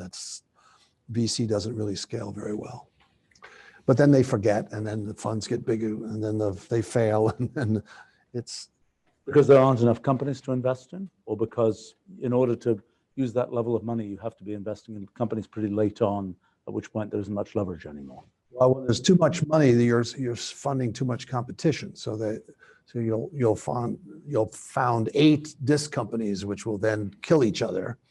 So it'd be better if there were only 2 or 3, but with a lot of money around, you get a long tail on your competitors. It's also bad for the companies. They develop a bad attitude if they have too much money. Especially since they don't develop the habit of making a profit. Right. And it's hard to recover from that. And right now there's plenty of money in venture capital. So I guess it's a shortage of companies. I mean, the companies have gotten pretty ridiculous. You mean in terms of their valuations? Valuations, some of them are just ridiculous. They're bad ideas. But you put a few buzzwords in front of it, and then investors who haven't gone through this before arrive on the scene and cheerfully give money to these fools. And then it goes bazoom like this. It's horrible. Don't ever go bankrupt. How long does it typically, I mean, one of the things that's always confusing to me from, watching the tech industry, you see these companies, they're kind of bad ideas, they get a bunch of money, and then, there's no obvious end. These companies, and it's very rare that I encounter tech companies that actually splat go bankrupt. People say, oh, we sold the company to so-and-so. Right. For, some unknown amount. But, that decay process, I've never really quite understood what happens in that decay process. Well, one thing to notice is when companies are succeeding, you read about them in the newspaper. But if one day they lock the doors and the employees all go home, you'll never hear about that. So in your perception, everybody's succeeding. You don't hear about the many, many, many, many more companies that go under because there's nothing in it for them to trumpet their failure. Right. So you have to be careful with that. And by the way, these foolish companies that are worth way more than they really should be, they said that about Google. They said that about Facebook. They said that about a lot of companies that turned out to be massively successful. So be careful. And then there is pets.com, which is clearly a loser. Right. And you knew it. Did you know it was a loser from the beginning? I knew it. And what was the signal? I mean, other than the fact that the dog looked, I don't know what, that the sock puppet wasn't. When did it turn south? So it took off in '94, the web. Mm-hmm. The internet bubble burst in 2002, 2001. Yeah, so I was warning people that there was a problem, and I heard the 7 most feared words on the internet, which I'm going to teach you now, because you hear it a lot. You just don't get it, do you? Okay. Gee, pets.com doesn't really sound like a good idea. You just don't get it, do you? I guess not. Boom, and it blows up. But I'm sure I said the same thing about Google. I was not a VC when Google was raising its initial money, and I thank God, because I probably would not have invested in Google. Yeah, it was very unclear. I mean, they spent $100 million. It wasn't clear what the business model was. It was, they were making nice technology, but they didn't invent search. They invented advertising. Yeah. Well, which they actually had. I mean, that was the whole Overture, et cetera, story. Even that was kind of a complicated story. You don't remember Warren Titleman? Do you remember him? He was an AI guru of the first magnitude at Xerox PARC. And I left PARC, and some years later, I meet him at a soccer game at Stanford, and he's coaching one of the teams, Warren. And he wasn't this intense, fierce AI guy typing all day. He looked healthy and happy and was, Warren, what you been doing? He says, well, I took a job at Google, and I wrote this software that runs an auction where people have AdWords, and they buy advertising at Google. I wrote that software. Okay. Yeah. They had. And he retired. Yeah. There was an economist named Hal Varian, who was a big user, yeah, right, big user of our technology, wrote a nice book about mathematics and economics when he was a professor at University of Michigan. And in fact, yeah, he ended up going to be a dean at Berkeley, and then got enmeshed. I think I might have even introduced, I forget, I might have even introduced those two sides. But then he, brought economic theory, so to speak, to, so he says, to the whole auction process at Google. So I guess this Warren Teitelman person wrote that code that actually did it.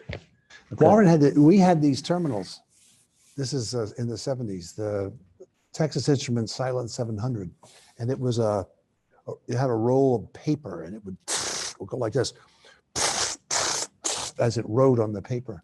And Warren had 4 or 5 of these on his desk. And these terminals were hooked to a PDP-10 that had type ahead capability. That is, you could type ahead of the echoes. You type A, and then the A would go up, and then it would come back and hit the paper. Warren would go like this, and then he'd walk away, and the damn thing would compute for what seemed like hours later, and before eventually he had to come back and type some more at it. He was an amazing guy. Yeah, he's on a class with Jonathan. Is Jonathan here?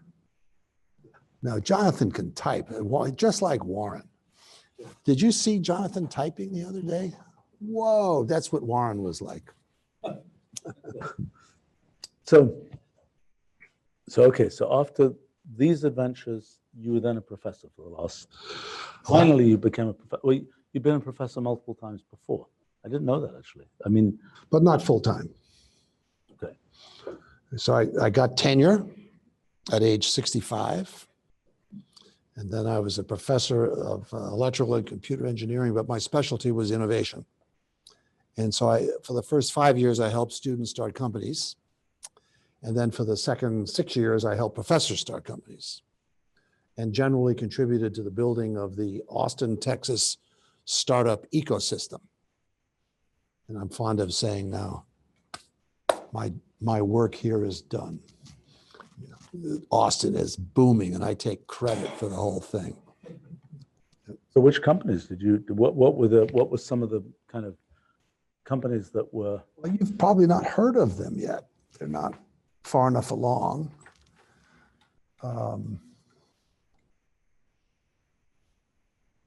But mostly in software and hardware and software. Austin is a very web-oriented.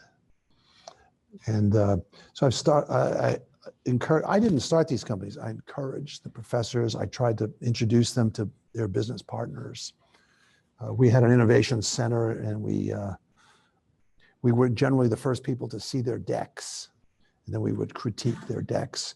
And I'm talking about hundreds of companies, many of which will fail, but most of them have not yet failed. But Austin is much bigger than the University of Texas in entrepreneurship. Austin used to be much smaller. There was a chart of population of Austin, Texas, going back to the 1700s, and it looks like this, and then it goes like this. And right there was the invention of air conditioning, right there. This week, the temperature in Austin is triple digit all week long. But along came air conditioning, and Austin started to take off. And the first high-tech startup was 1955, a company called Tricor that made, it was 4 researchers out of the University of Texas started Tricor in 1955. What did it make? Well, it's evolved considerably. It went public and all that. But today it's part of British Aerospace Systems, BAE. And they make, when they fire missiles at your plane, you put this chaff out. They make that. Okay. I don't know if your plane has a chaff thing. So what? Did they always make that? No, they were a general aerospace company, but they're part of British Aerospace. When did Austin become the capital of Texas? Was that also after air conditioning, or has it been the capital of Texas forever. Texas, it's been capital in the Since Texas was a state. late, yeah, around the time Texas became a state. I don't know if it was capital when Texas was a country. That would have been around 1836. So after So that. so the capital was there, even though there wasn't air conditioning, and even though, but I guess The it's hard to- university was there since 1860 something. Right. But so it was, most of the population was students and government workers. And that's probably still true today. So what do you think made Austin take off as a tech hub? Michael Dell, no income tax, lovely weather most of the time, just not in the summer. Oh, and the oil and gas wealth, considerable wealth. There's lots of money in Texas that goes back 100 years. Does that turn into venture capital, regional venture That's capital? one of the ways we've been growing the ecosystem is convincing the oil and gas money to invest in high tech. And that's a hard case to make because it's so easy to make money in oil and gas. But so, I mean, if Austin takes off, but there are lots of other places with nice climates and so on, which have not. But they are taking off also. Well, like Boulder, for example, maybe a little bit. But San Diego, San Francisco, Seattle. So how big a town do you have to make something that can take off as a tech? I mean, because there are lots of places that are lovely tourist destinations. You need a research university of some renown. And you've got one right here. Yeah, I mean, this town is not particularly, it has some stuff going on, but I like to think we're a feature, but it's not, but I'm curious. I mean, if you look at other places, actually, if you look at other countries as well as other towns, what do you think what is it that makes tech take off? I mean, we've seen plenty of examples where tech didn't take off. Can you tell what makes it work? It's the question of the decade. I don't think anyone really knows. So for example, Silicon Valley, I now know why Silicon Valley is in around Palo Alto. Yeah. A guy named William Shockley Yes. invented the transistor Right. and moved there. Why did he move there? He grew up there, didn't He grew up there. His mother was there. She was sick. He went back home to Palo Alto and started Shockley Semiconductor. That's why Silicon Valley is where it is. And it took a long time. It wasn't an overnight thing. Right. And the weather, Silicon Valley likes to brag about Stanford and Berkeley, but the weather is a big part of why people move there. But the growth of Stanford as a university, I mean, I've heard the claim it was all about shopping mall real estate, and I've heard claims about the tech industry there. What made Stanford expand as a university? Time for a little joke. MIT and Stanford vie for who's the best at creating startups. And it's pretty close. But MIT wins in the end because MIT's biggest startup was Stanford University. So Fred Terman, who developed that industrial park that you just mentioned, an MIT graduate, Shockley, MIT, it goes on and on. Bill Hewlett, MIT. So MIT wins. Be true to your school. Right. So I'm curious, and you help start these companies. What would make people, like people here, for example, who are like, well, I'm thinking of starting a company. What's your theory of what, when you were talking to people about, oh, you should start a company, you shouldn't start a company, what kinds of people did you say you shouldn't start a company, if anybody? Well, the first thing is you have to know something. That's one of the reasons I stopped helping students start companies, because undergraduate students don't know anything. And so, now there are counterexamples. Steve Jobs, Bill Gates. My students enumerate them. And they rattle up Michael Dell, also a dropout, although he, and then when they get to 5, I say, okay, name 5 more. And that's when they run out of Mark Zuckerberg. Okay, we'll tack on Zuckerberg and so on. He didn't drop out. Didn't Mark finish at Harvard? No, he dropped out his sophomore year, I think. I don't know my mythology well enough. Here's the interesting thing. I've been in energy, and I'm now focused on geothermal energy. And that involves drilling. And I learned who the inventor of the modern drill bit was. And his name was Howard Hughes. Senior. Right. Senior. Then when he invented the drill bit and then he died is when his son was 18, the famous Howard Hughes was 18 years old, and he managed not to screw up his dad's company. So he became the richest guy, roughly speaking, the richest guy in the world with this drill bit by not screwing up his father's company. Howard Hughes Sr. is a Harvard dropout. He dropped out of Harvard University. Okay. So there's a lot of dropping out, but most people are not college dropouts. 100 to 1. You mean in terms of successful startup founders? The sophomore founder that's not a good bet. Are the professor founders good bets?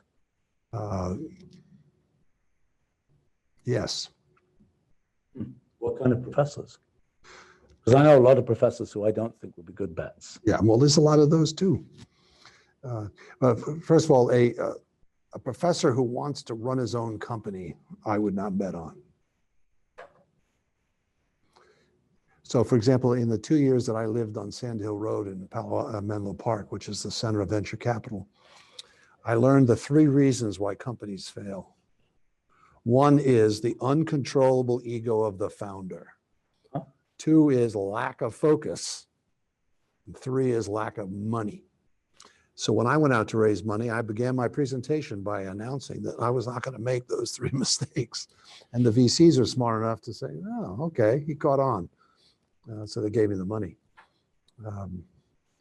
But somebody who wants to keep their idea a secret, they usually have an NDA with them, a non-disclosure agreement, and they come up and they want you to, and I don't do those.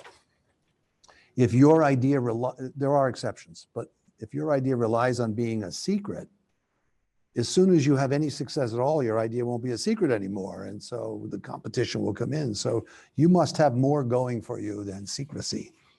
In fact, it's the inverse. Starting a company is gathering resources. You need to tell everybody what you're doing so you can gather the best resources. There are exceptions, typically in biosciences. Well, except that there are patents in bio stuff. I mean, patents actually mean something in biotechnology, but not so much in the rest of the world. So why, I mean, in terms of the whole NDA story for bio, they get patents. And by that point, once they have the patent, why do they need that level of secrecy about what's going on? Well, because your intellectual property isn't all patents. A lot of it is trade secrets, so you don't disclose them. So, okay, so now you're in geothermal energy. So what is geothermal energy going to work? Geothermal, yes, it is going to work. It's going to save us. So if you're interested in reducing CO2 emissions, and I've sort of taken that as a challenge, geothermal is right beneath our feet, right there. You go down a ways and it's about 6,000 degrees Celsius, right there. How far do you have to go down to get to that? Well, that's the core. It's 25 degrees Celsius per kilometer, I think it is. Anyway, 20 kilometers is, you can get 600, 700, 800 C, which is all you need for high efficiency and electricity generation. So geothermal produces heat and cooling, but it also produces electricity. That is, the heat can be used to run turbines and create electricity. But so how far do you realistically end up drilling down? Well, there's many kinds of geothermal, but the 2 are shallow and deep. And shallow are generally used for per home residential heat exchangers. And there you're going down 50 or 100 feet. And the temperature is typically 55 degrees or thereabouts. I know the high school up in Maine where we live, the water comes out of their ground at 55 degrees all year round, which means in the summer it cools and in the winter it heats. And so they have all year round benefit of the 55-degree temperature. Well, that's what, I mean, like most places, am I wrong in that just there's an average temperature? You don't have to go very deep to get to the sort of constant temperature throughout the years. And is that true in most, I mean, up to what latitude? I mean, presumably by the time you get to the Arctic Circle, it's not 55 degrees. Well, I think it is. Okay. But that's shallow, and that's, Google even has a spin out that does that called Dandelion. They do residential geothermal heat exchangers. But the kind that most interests me is deep. And that's where you get, instead of 55 degrees, you're getting 200, 300, 400, 500 degrees, which you can efficiently, if you know any thermodynamics, you can run it through a turbine and make electricity, and it'll run forever. So these home 55-degree things, in deep winter, how do you get it from the 55 degrees up to the 70 degrees that us humans tend to like? You add energy from your normal oil burner and electricity. You add it on top of the 55. I see. 55 just sort of takes the bulk of heating away, or cooling in the summer. So okay, so how deep does it start being deep, so to speak? Let me start the other way around. There's an MIT startup called Quaise Energy that's just raised $50 million to learn how to drill to 20 kilometers. And that's the deepest anybody's talking. The other players are at 1, 2, 3, 4 kilometers. So a typical oil well, how deep is that drilled? The deep ones, they routinely go to 3.5 kilometers, but most of them are less than that. And when things like the Project Mohole and these drill to the through the crust type things, that was 40,000 feet. Yeah, I wish I had Alpha to do my units conversion. But the oil and gas people talk feet and Fahrenheit, and the geothermal people talk meters and Celsius. And they try to fool you by going back and forth. Yeah. What's that? 12 kilometers. Okay. So you say 12 kilometers that's typical deep oil wells? No, that's extremely deep oil wells. By the way, there are 16 million oil wells. That's a lot. And some of them are out of service. I figure we're going to need 5 million geothermal wells to produce all of our electricity, to serve the energy needs of the world. That's a rough number. I don't know what it really is, but it's on that order. Some of which will be repurposed oil and gas wells. That's a big question in the field, is how many of the 16 million wells are convertible? And one of the reasons is oil wells are 5.25 inch diameter. And you really want more diameter on geothermal because you need heat transfer. So you want bigger. So that's one of the questions. You re-drill those wells, or do you just put up at the 5.5 inches? Heat transfer is because you're pumping stuff down as well as getting stuff back up, or? That's right. Don't you, like if you're fracking or something, aren't you pumping stuff down then too? Yes. And that fits in the 5.5 inch. Yes. Well, all fracking is done in oil wells now through the 5. Yeah, right. Yeah. By the way, in geothermal, we try not to use the word fracking, but it's fracking. So one of the sources of competition are the different architectures for what I call architectures, because I'm a computer guy. The oil and gas people, architectures, yeah. So some people just want the hot water to come out like the geyser, and a lot of them work that way. But that produces this wastewater. It's a brine, a very salty brine. So that's the old-fashioned, not so eco-friendly method. And then another one is you just drill down in a coaxial method, and you have a working fluid that you pump down the center, and then you pump down the outside, and then it comes back up the center, hot. You run it through the heat exchanger up there into a turbine, produce electricity, and then you send the working fluid back down again. And the working fluid is often water, but more and more it's going to be critical, supercritical CO2, whose energy carrying capacity is much higher. So, I mean, how much does an oil well take? How much does it cost to drill an oil well? Is it like The on-land ones can be $500,000 to 10 million. The offshore one can be billions. so? That's a big investment. 16 million oil wells at, you know, that's Over 100 years. fair enough. And do they keep working? I mean, the typical well. They dry up after about 20 years, roughly. Uh-huh. Some faster than others. But so in the theory of you can get energy geothermally from, I mean, is it what's the energy density that you get geothermally as compared to taking, pumping the oil out of the ground and then burning the oil? I've done this calculation. It's about 100 to 1. Of what? The oil is Oil and gas is much more dense. But it's not really a fair question because you take this and then you have to refine it. You have to transport it, you have to refine it. You can put a geothermal well anywhere with the right technology, which we're working on now. And you don't have to refine it. You just have to convert it into electricity. So it's a complicated, but the oil and gas is very energy dense. So you can drill down. So the basic, I mean, does it matter how hard the rock is and things to whether? Yes, it matters. So a lot of the strategy is to stay sedimentary.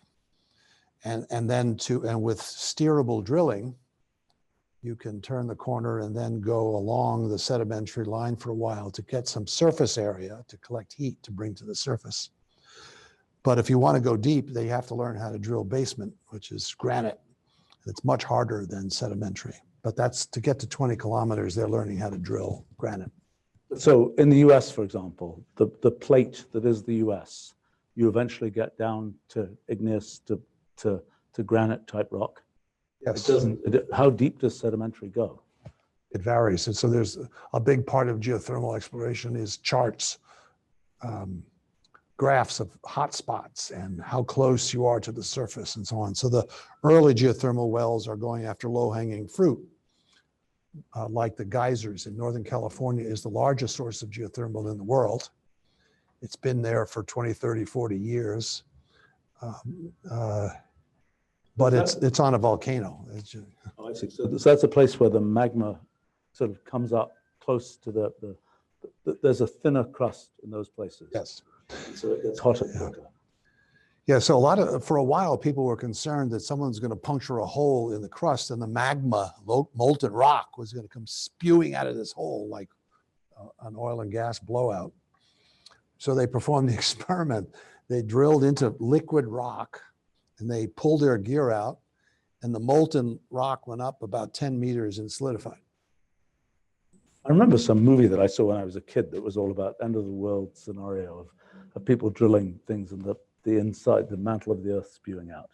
Okay, so somebody actually tried that and it didn't happen. About Peter Pan too. Right, but so what's it? I mean, okay, so to drill to these deep wells with the bigger diameter and so on, how much is it going to cost per well? That's the leading edge of technological development. So there's a thing called ROP, rate of penetration. So there's a big program to improve on the Hughes drill bit, which that company is now owned by GE, by the way. So everyone's working to drill faster, have a faster ROP. But there's another factor which has to do with, they're called round trips. So while you're drilling, every once in a while, more frequently than your intuition would tell you, the bit breaks. So then you have to do a round trip. You have to pull the pipe out, and then you put a new bit on and then you lower it down. So the ROP isn't the only factor. You also have to count in lost days while you do round trips. So the guys who want to do 20 kilometers want one trip. So they're planning not to have their drill bit wear out because they're going to use microwave X-rays, I think they call it, to melt the rock without touching it and thereby not wear out the bit. Wow. So in the original Hughes bit, I mean, I've kind of seen it's some complicated mechanical object. 3 rotating grinders. Is there an immediate, what was the great idea of that drill bit? Don't know. And it hasn't been bettered in 100 years? Improving them these days through material improvements. They have now putting diamonds on the bits and tungsten, your favorite element, is a lot of tungsten involved. So really, in 100 years, people didn't improve significantly on the Hughes drill bit, or it's still the same quality. I mean, because I've seen pictures of modern, drill things, and they still have these 3. I'd be reluctant to say what you just said. I'm sure there has been considerable advance, but it's still the Hughes drill bit. It's recognizable as the drill bit. So people think that there's if one did some very clever new engineering design with some clever, discover some universe of possible drill bits, is there potentially a much better drill bit out there? Or does one know that there isn't? I mean, just a different. Is the Hughes configuration? Right. I don't know that, but there's one startup called Hypersciences, whose specialty is accelerating projectiles to Mach 5, and they have their company has 3 divisions. One points up, and they're doing business with the military. One points like this, and they're competing with Elon's Boring Company, and one points down. They plan to drill by firing these projectiles at the rock face, shattering the granite rock and drilling down. Interesting. There'll be interesting environmental impact statement of how far, the sound waves that go through because there'll be seismic waves going through the earth. Right, and they're instrumenting that. So they're taking advantage of those vibrations to help guide the drill. It'll be pretty loud. And it'll go pretty, if they're actually sending a hypersonic projectile down into the rock, you have to believe that's going to produce a significant kind of little micro earthquake. I'll ask them about that next time I see them. Fair enough. How far away can you hear it? If the answer is 1,000 miles, that might be a problem. Right. Well, that's one of the potential roadblocks of geothermal is seismicity, causing earthquakes. And I'm praying that Jane Fonda doesn't go to a geothermal installation, because she visited a nuclear power plant 30 years ago and they've stopped building nuclear power plants. And I don't want Jane Fonda, she'll make a movie about how the seismicity caused the buildings in San Francisco to fall over. Why is there seismicity? Why is there, why is there more there than there is in something like fracking? It is fracking that causes it. Actually, it isn't the fracking per se. It's the reinjection of the working fluid back into the ground and if it's done too aggressively, they overpressure, which causes the rocks to slip. And the oil and gas industry believes they've solved these problems. But I haven't heard of earthquakes initiated by, oil and gas drilling activity. Or that's because you've not been reading the right journals. I see. Yeah. Okay. The small earthquakes, or they've been? So I met the chief geologist of Texas, and he was reporting a huge number of earthquakes in Texas. So I asked him, how much on the Richter scale are these babies? And he said, well, we count anything over 3 on the Richter scale. Yeah. I used to live in California on the San Andreas Fault. A 3 or a 4 or a 5, you can't even feel them. Well, maybe you can feel a 5. 5.5 is an 18-wheeler driving by your house. Maybe you should be counting bigger ones instead of just all these little ones that don't matter. But of course, he's in the business of counting earthquakes. So, these things are they earthquakes? Because most earthquakes, you can pick them up anywhere on the earth. But a 3, can you pick up that anywhere on the earth, or is that still? Do the seismic waves? In other words, if somebody was trying to figure out. If some hedge fund at one day is trying to figure out how much geothermal energy is being pulled out of whatever, do they just have to have a seismometer in their office to try and figure out how many of these things how much seismic activity there is? Done, and it's a kind of tomography. What's it called? Seismic tomography. So they use the naturally occurring vibrations of earthquakes to map the subsurface. Okay. And is that how it's known, like how deep the sedimentary rock goes and things? It's part of the learning there. Sometimes a lot of them drill exploratory wells. That's expensive. Be much better to fly over on a satellite and detect them. Right. So what's the time scale for, I mean, so when are the, I mean, geothermal energy is still pretty minor. I mean, I don't know, Iceland and places like that have some stuff, but 4% of energy now. And Iceland is the capital. And that's one of the secrets. You know, build your geothermal plant on a volcano. And then every 6 years it erupts and everybody dies. And then you build another one on top of the volcano. That's Iceland's story.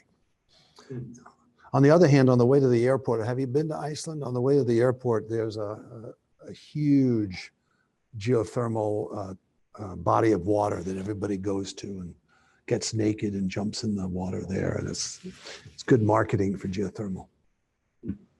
But so, I mean, in the US, for example, is there about to be some state that's going to be the geothermal capital of the US?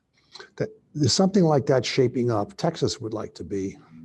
Oklahoma, maybe. California is already #1 by far. Utah. And is this because of the geology, or is this because of? Yeah, so the technologies that go to 20 kilometers don't exist. So shallower ones are the low-hanging fruit.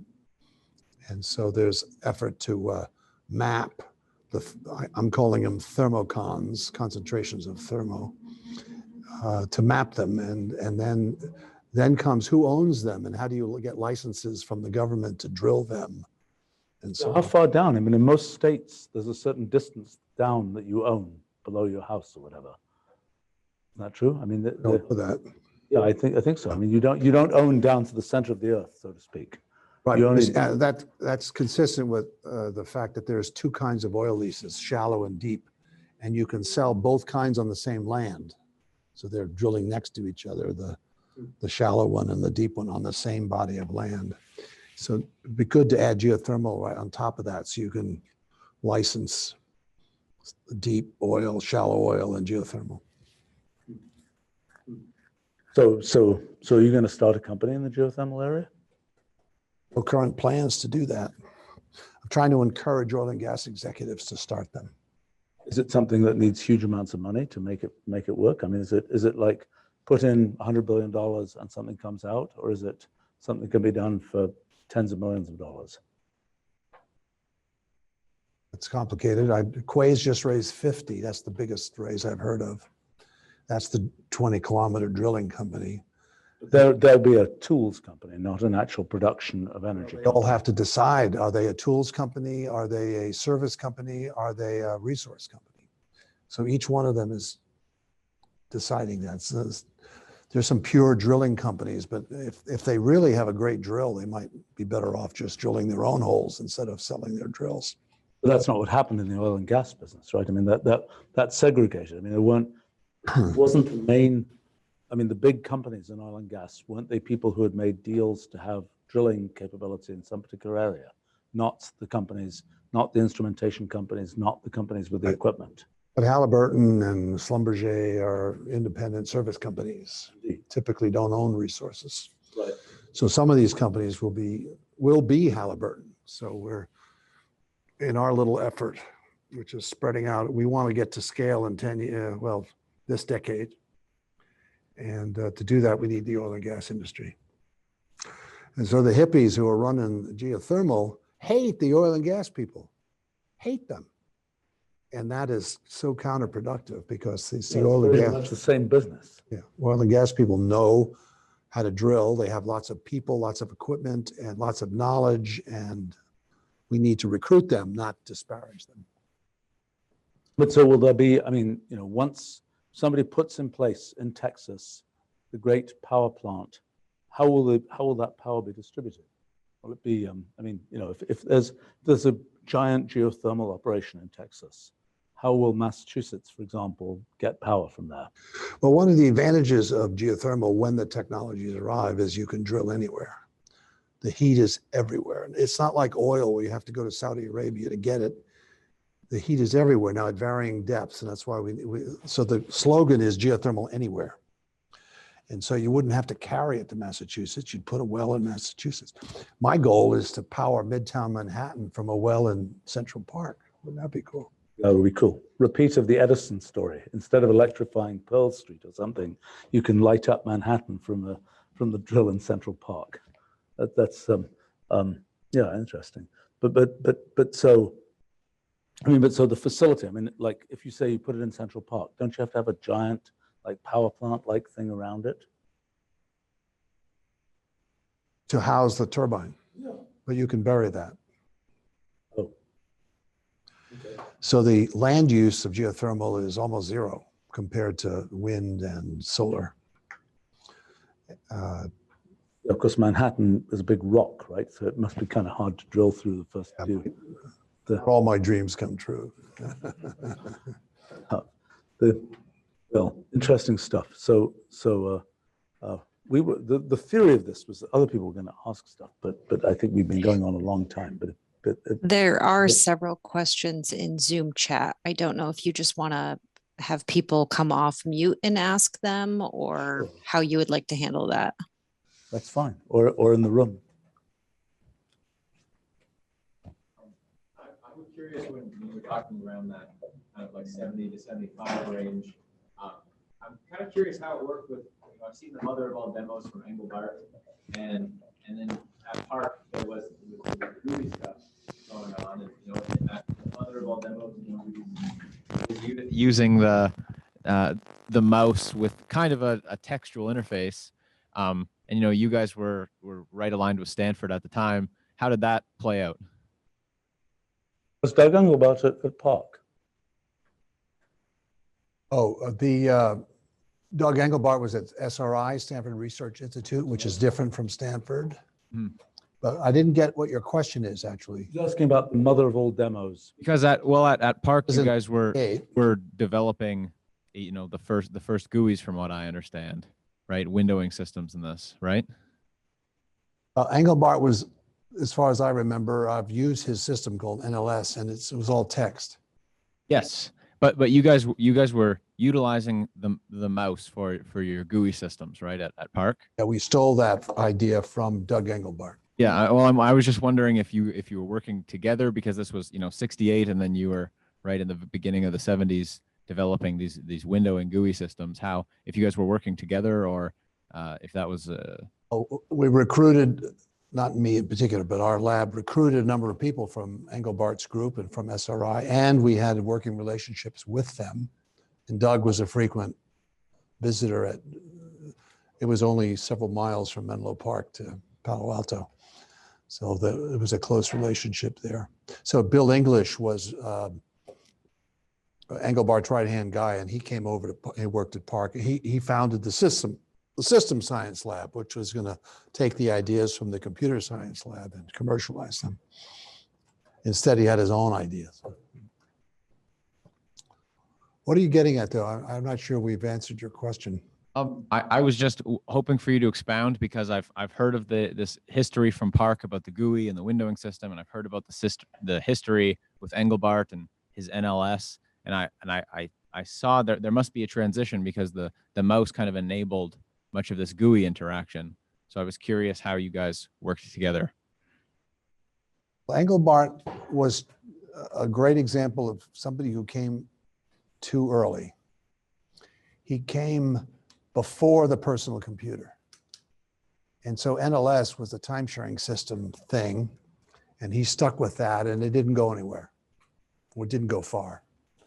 And had he done his work 5 years later, it would have taken off like a rocket ship, because it would have run on PCs, and it never did.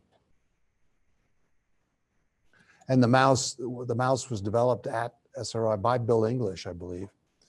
And it also, I don't know if you know this, the mouse had there was another device called a key set, which it was like playing the piano over here. And so he had a two-handed version of the user interface, but we had the key set at PARC, but it never took off, but the mouse took off. What was the key set? That was chording, wasn't it? Keyboard where but you could hit more, it was like 5 keys. Oh, a chord keyboard type. Yes. I saw one of those at IBM in like the end of the 1970s. And years later, I really wanted to get one of these things and they just disappeared. They just didn't prove out. People didn't use them. There were some people who, they were demos of people who were really proficient, like stenographers could really wail on that thing. And keyboards had arrows. I guess keyboards still have arrows on them, don't they? But before the mouse, that's how you move the cursor. You hit those buttons like this. And it was a big thing. This happens a lot in history. There's a big debate about whether the mouse was a good idea or not. And people would say, oh, the keys are just good enough, and the mouse is an extra thing. And then 3 weeks later, everybody was using a mouse. A really good idea. And now the mouse is sort of going away. I have a mouse I use, but but I also have that touchpad thingy, which works pretty well too. We have Yeah, Bob. So we've been discussing geothermal energy recently, but I remember on the Slack channel when you first introduced yourself, you said, you're beginning your 6th career, and your 6th career is that of a computational engineer. And so we've discussed this briefly. So this relates to geothermal energy, but you're not saying, I'm going to become a geothermal engineer. You say, I'm going to become a computational engineer. That's part of what brings you here. So where does geothermal energy fit within, this new 6th career track that you're developing for yourself? And what else, is being subsumed under that? What else do you want to do?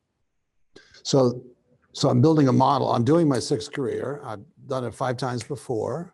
I know what it's like to be a has-been. I know what it's like to know nothing. But I want to get on the learning curve. I'm on the learning curve. Here I am in Champaign on the learning curve.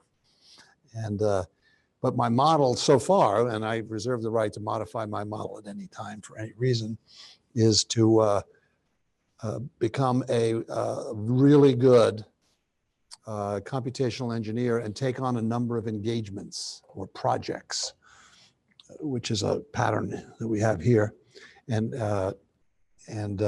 produce CDFs about geothermal, about the internet, a long list. Oh, and I'm anxious to take on the human genome. Boy, was I shocked when I saw Wolfram Alpha. You type in a number and out comes the genome on your screen.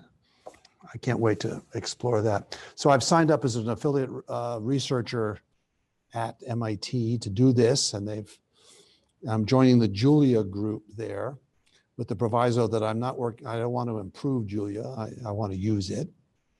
And it has a different focus from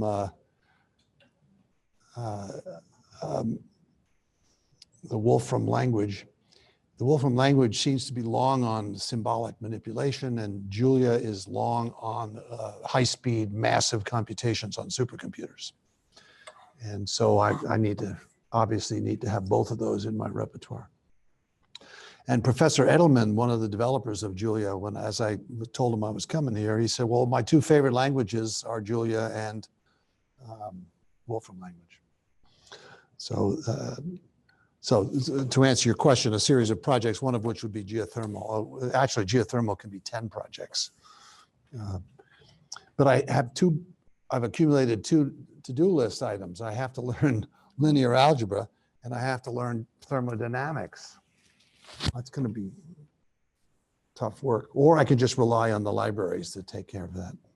Oh, Wolfram language it knows about both of those kinds of things. Why do you need to know linear algebra? Why do you need to know linear algebra? What linear algebra? Why is linear algebra relevant?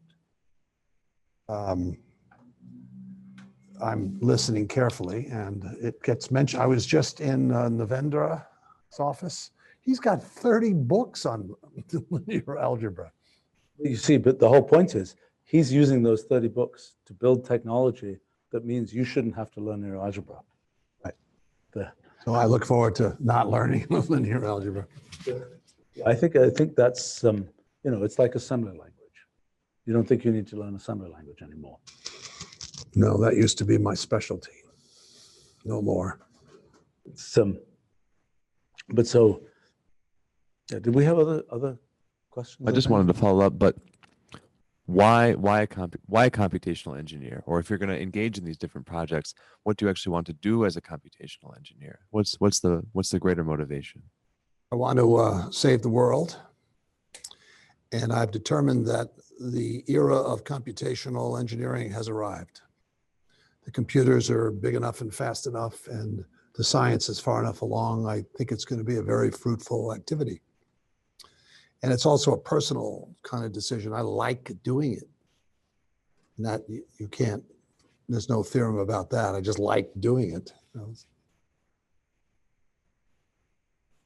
So what comments, I'm curious for the folks here and the, you know, the early career computational whatever, I mean, or even for us, not so early career computational whatever.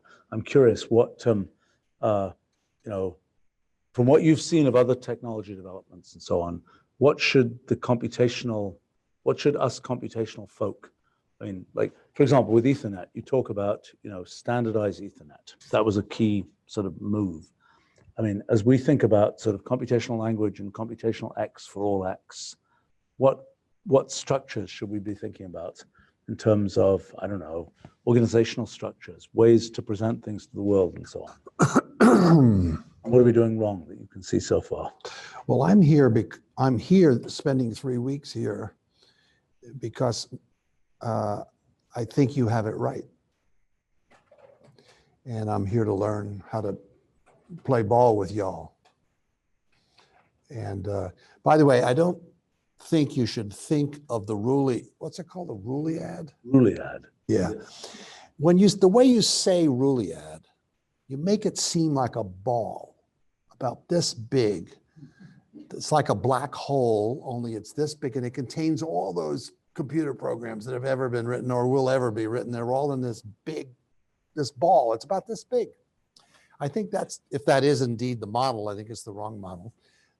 I think a network model is the correct one, not a big ball model that is interconnected things in a network rather than black hole things in an agglomeration. Notice that, you know, in your networks or everything, we're very much into that. This giant hypergraph that we think our universe is made of. So it's in the end, it's networks at the bottom after all. I mean, it's kind of Networks all the way down. yes, networks all the way down. Maybe But the way you talk about the Ruliad makes it sound like it's a ball about this big, and it's got Turing computing over here and recursive function theory over here. but it's full of networks as well. The network thing is a much better description. Maybe I just do this, and if I had, maybe I should make my arms longer or something. I mean, no, it's definitely not a ball. You treat all the different programs as networks that are going to interact in some way. The single most important new fact about the human condition is that we are connected. The internet is 53 years old now, and 75% of the human race is now on the internet in just 50 years.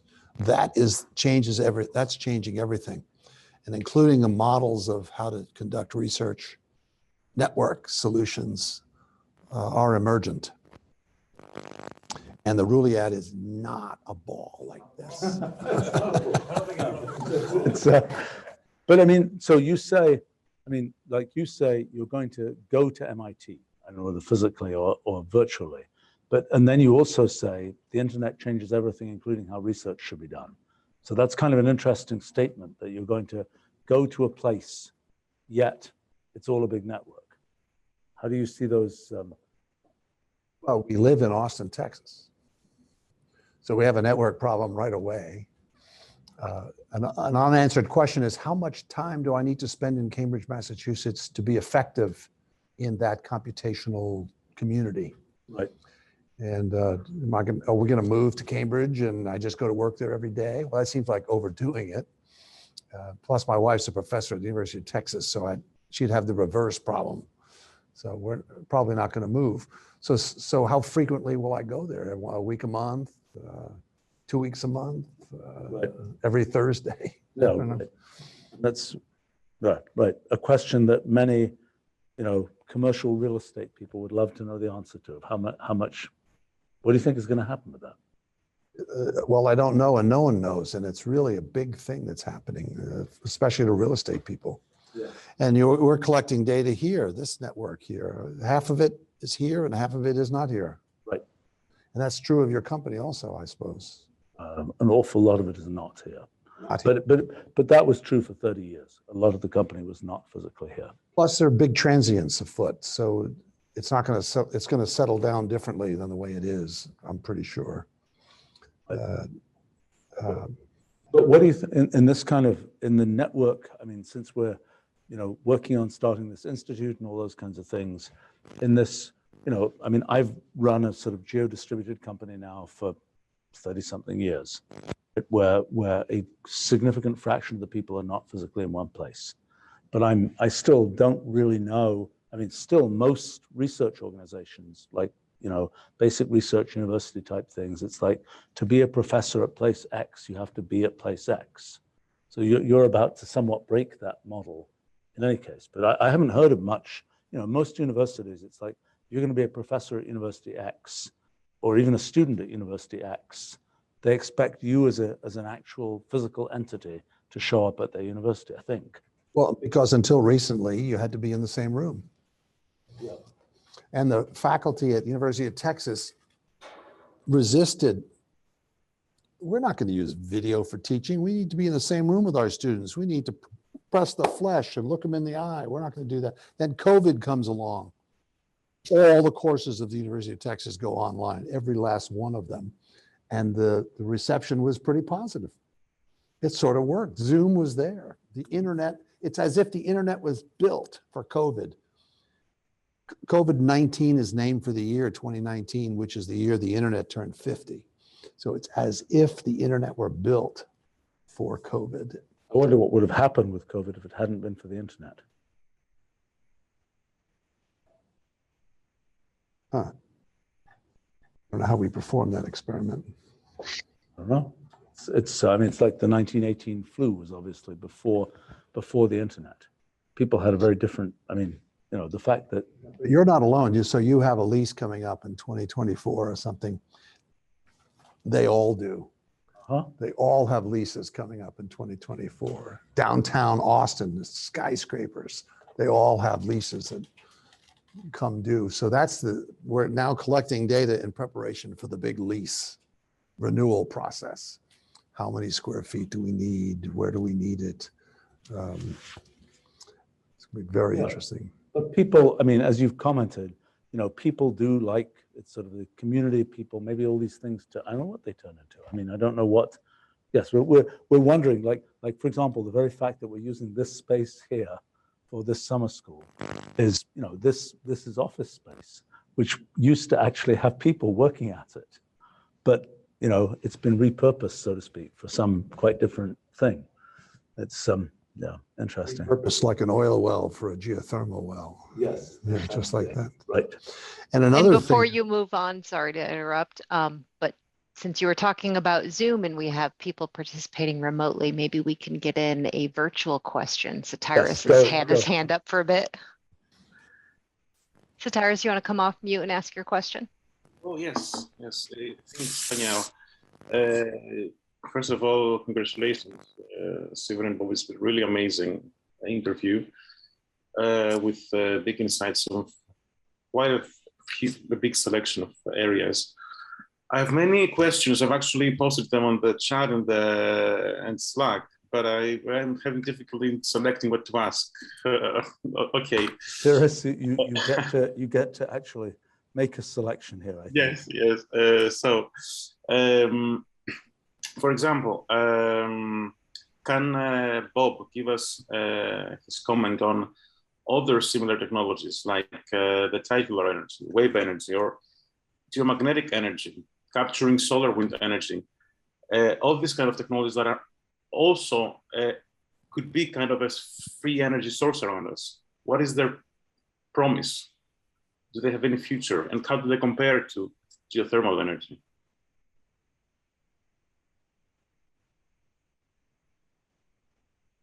Geomagnetic is not one that I've even heard of. Yeah, capturing energy related to the Earth's magnetic field. From the Right, Earth. so this is a question relating to how society is going to allocate capital to innovation. And it doesn't have an infinite budget, so it needs to decide. And there's a long list of energy sources, and they've been analyzed over and over again, in particular by the Department of Energy of the United States. Geothermal has been left off the list for the last 20 years. So a group of us are struggling to get it back on the list, and it looks like it's heading in that direction. Why was that? I personally haven't done a detailed analysis of all the alternatives. I'm sort of into solar and geothermal. Why was it off the list? Why did geothermal drop off the list? I mean, people hear about fusion and wind and all this kind of stuff, but why did geothermal not make it on that list? Don't really know, but it has something to do with the hostility between the, excuse my using this term of art, the hippies who do geothermal versus the oil and gas people. And those are mutually hostile. They don't have to be, but they're mutually hostile cultures. And why did the oil and gas people hate the geothermal people?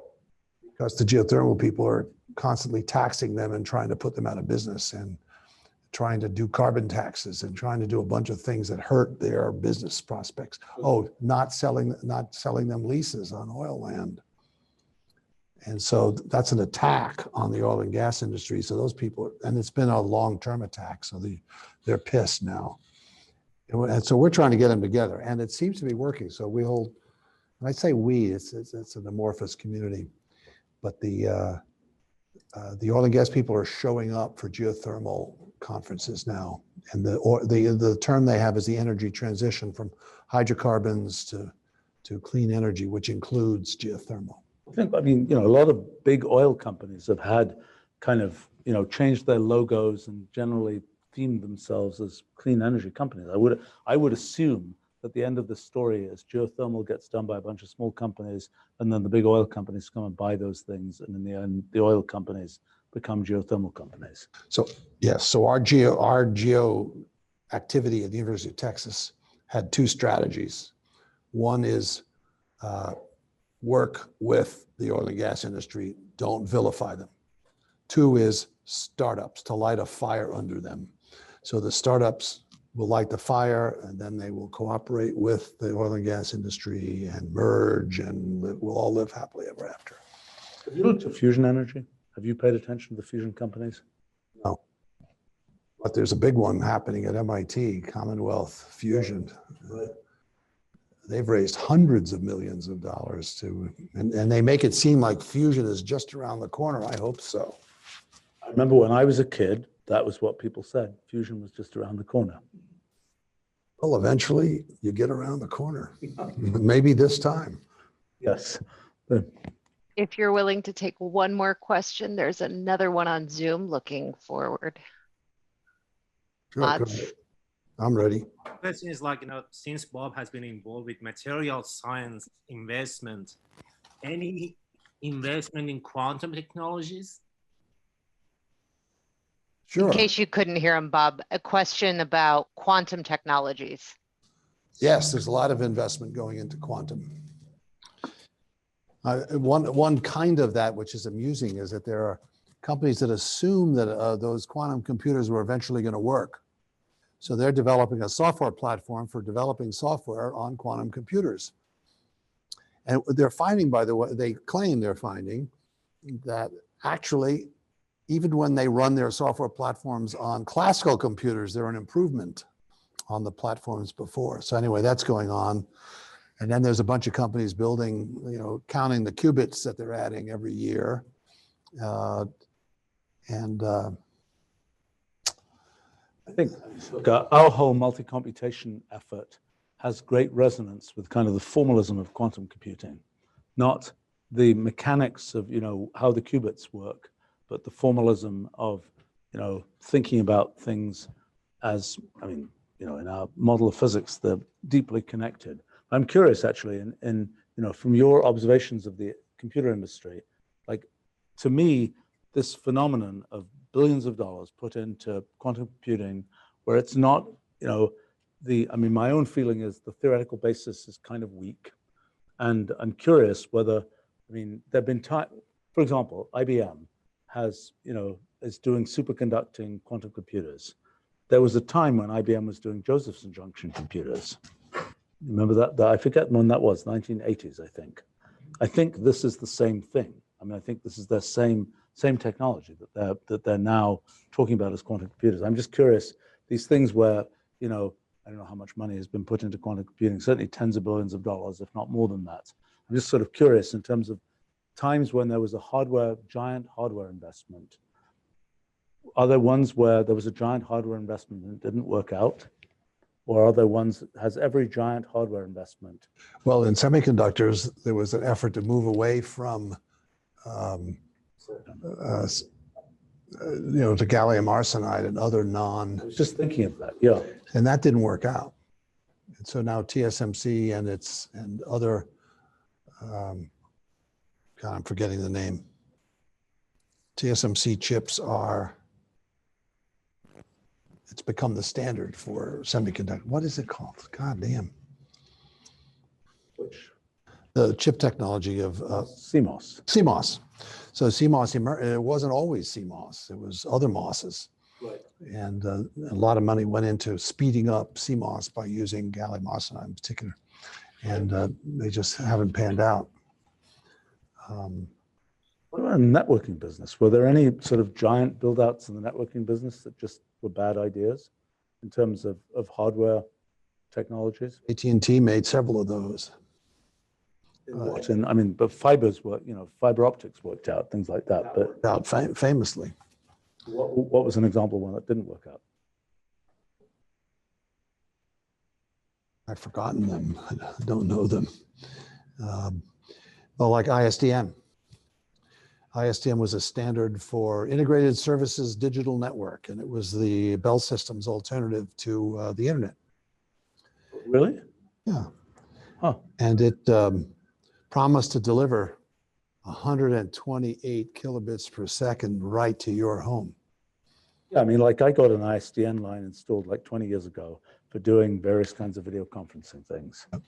It wasn't particularly useful. But I think it was something where, like a phone number, you could actually connect it to arbitrary. I mean, you don't actually know how it worked. I just used it a few times. But it didn't work out. And the reason was that it was poorly motivated.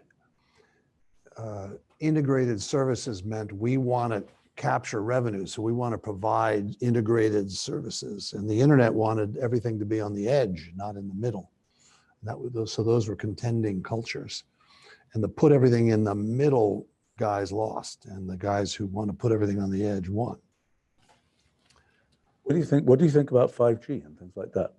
Is that like, is it going to take over and be super successful and enable lots of new things, or is it just going to be a kind of the cell phone runs a bit faster? I think 5G is going to be great. And can you immediately see what dramatic things will qualitatively change? I mean, just like the internet has had lots of qualitative change in the world, is 5G going to have qualitative change, or is it just going to... Dimension of change that I keep hearing about is latency. So getting latencies down, and that'll enable the Internet of Things, which requires low latency access to cars, for example. So it's like your car asks the central computer whether to turn left. Or whether to stop. Probably not. Cars will probably have 5 or 10 networks in them doing various things. And I don't think they'll go back to a central computer to turn right. I don't think that's a job large. Great idea. No. But I mean, is it obvious? Are there things which you've been kind of waiting for 50 years to see latencies go down so that you can do stuff through a network? No, I've never thought about latency the way everyone is now. So latency has emerged in my book as a modern KPI, key performance indicator. And so the whole Internet of Things seems predicated on a low latency world. So that makes sense to me. Does it really? I mean, sensors, it's just like, well, you measure something and it goes off to some, you're measuring. I mean, a lot of Internet of Things are things like, thermostats and so on, which don't exactly need super low latency. Right. Okay, so there's that, but I mean, Remember, one of the Ethernet was a hard-fought battle to get accepted.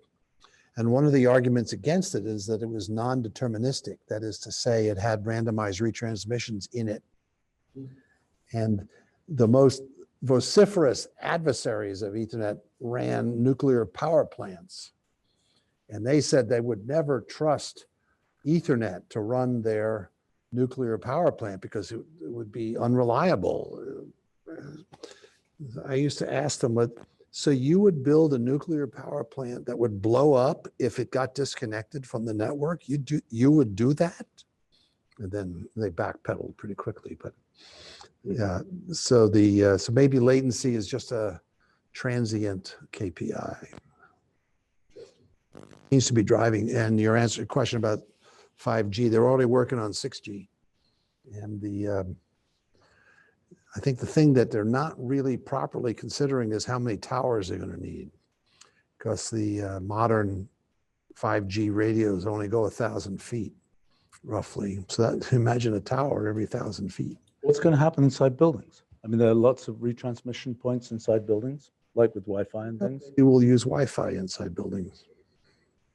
Yeah, but still, you have to get.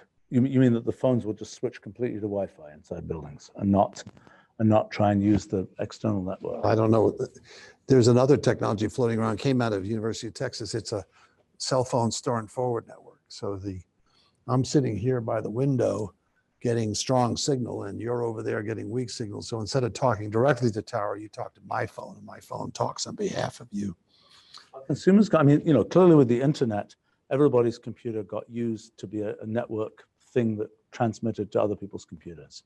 But right now, I don't think most people would imagine. I mean, will people be happy with the idea that their phone is transmitting to somebody else's phone as an intermediate point? They probably won't even know it's happening. I think that question is why you've never heard of this startup, because they're still trying to figure that out as to whether because it's a bit of threading the needle. And threading the needle is not a good business proposition, where why not talk directly to the tower, go store and forward, or walk over to the window? There's so many alternatives. It's not clear that people will use the store and forward. So they're trying to figure that out. And the guy who bought it is the founder of Qualcomm, the son of the founder of Qualcomm, bought that technology. It looks like we have a question back here. Yeah. Yeah. Excuse me, I have a question. Oh, I don't know if this is working. It is. So maybe it's like a twofold question. Like, who is your biggest mentor? And maybe this is a random question, but what's your favorite like scientific concept? Like, I know my grandpa was talking about. So I have, it's been my life strategy to have many mentors, not just one. So I have a long list. Prominent among them is Steve Jobs, who's been replaced by, he passed on. He's been replaced by Elon Musk, who's my new, but I can't actually call Elon my mentor because I've never met him. So I shook his hand once, but so that's not the same as knowing him. But he's my mentor in one direction. I just watch and root for him, and he in my pantheon of superheroes. There he is. As to there is a technique which is my secret weapon, electrical engineering wise, but it's applicable way beyond electrical engineering. And the principle is closing the loop. So Dynamo closed the loop in simulations of social systems and others. If you're having a problem, closing the loop will generally solve it. So what does it mean to close the loop? Does that mean to solve the problem completely? No, for example, I was once on a board that had a a system that relied on a laser. And we dumped millions of dollars into this company so that they moved across town. And when they moved, they couldn't get the laser working anymore. And months went by and they were burning through cash. It was really serious. And then I listened carefully and I heard the CTO say that he'd calibrated is the word, he'd calibrated the laser and it wasn't working. Well, calibration is open loop. Calibration is where you get a signal to where you want it by comparing it to another source, and then you walk away because it's been calibrated. So I said to this guy, you're not allowed to say things like this if you're a board member, but I said, hey, why don't you put a sensor where the laser is supposed to be going and see that it's actually getting there? Why don't you do that? Close the loop, put a sensor there to see if it's really getting there. 3 days later, the laser was working. There was a shutter that was blocking the laser downstream at the calibration point. And by closing the loop, he discovered that there was a problem that needed fixing. So that's I use that a lot, closing the loop, and it's very useful. Okay, thank you so much. So in a management context, I mean, this, like you're saying, you tell people what to do, and then you try and figure out, did they actually do it? I mean, is this the kind of management application of this idea? Yes, so when you delegate activities, you need to close the loop and measure the results. Another form of closing the loop is you'll very often hear marketing people at companies bragging about the products that their company produces. The trick is to get your customers to brag about your products, not you. And it sort of doesn't work for you to say how great your products are. You want customers. You want the customers to be closing the loop back to you, telling you what's good and what's going on. So no news is bad news. We used to ship products and then we wouldn't hear anything from our customers. So we'd say, hey, everything's great.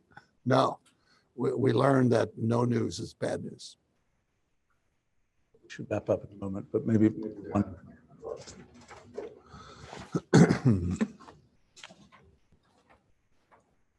So I was wondering, what's the most plausible piece of advice that you received, wound up not following, and were happy about the outcome of not following? Either in business or in I ignored, and I'm happy that I did. Right. Yeah.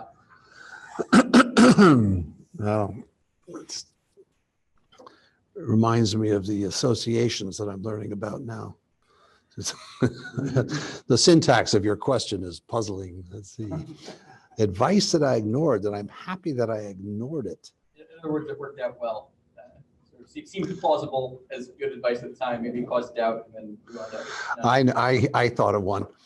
When I was raised on Long Island, which is just east of Manhattan, and I got admitted to several colleges, one of which was MIT, another of which was Stony Brook. And we lived on Long Island, so if I went to Stony Brook, it would be free. But if I went to MIT, it would be $1,764 a year tuition in those days. This was in the dark ages. My parents said, go to Stony Brook because it's free. And I said, well, I want to go to MIT because it's better. And we argued, and then eventually they agreed to let me go to MIT. So that's an example. My parents never went to college. They had no concept of what college, no real concept of what college was. So they couldn't discern the difference between Stony Brook and MIT. Stony Brook isn't bad, by the way, but they couldn't discern the difference between the two. And so their advice to their son was go to Stony Brook, and I ignored them and went to MIT. And then very quickly figured out how to pay tuition without their help, because tuition, we complained of tuition was $1,764 a year. We used to have rallies complaining about tuition increases. Yeah. What was your job while you were working, doing that? You mentioned you were working while you were doing that. What was the work? I was a computer programmer on a series of I worked for Raytheon. I worked for the Air Force, writing computer programs. Interesting. Did you, I'm just curious in terms of people connections. Did you ever interact with the AI lab, Marvin Minsky, Ed Fredkin, this whole crowd? Marvin Minsky was my undergraduate thesis advisor. Oh, okay. For him, I wrote a thesis entitled A Neuron Model and Some of Its Information Processing Capabilities. Wow. Okay, electrical engineering of a neuron or neural net type things? Not neural net. Well, Marvin's own thesis at Princeton was about kind of neural, a model of neurons and so on. I realized in retrospect, many years later, that Marvin Minsky didn't think I was smart enough to do artificial intelligence. So he encouraged me to do networking instead. Huh. And it worked out for me.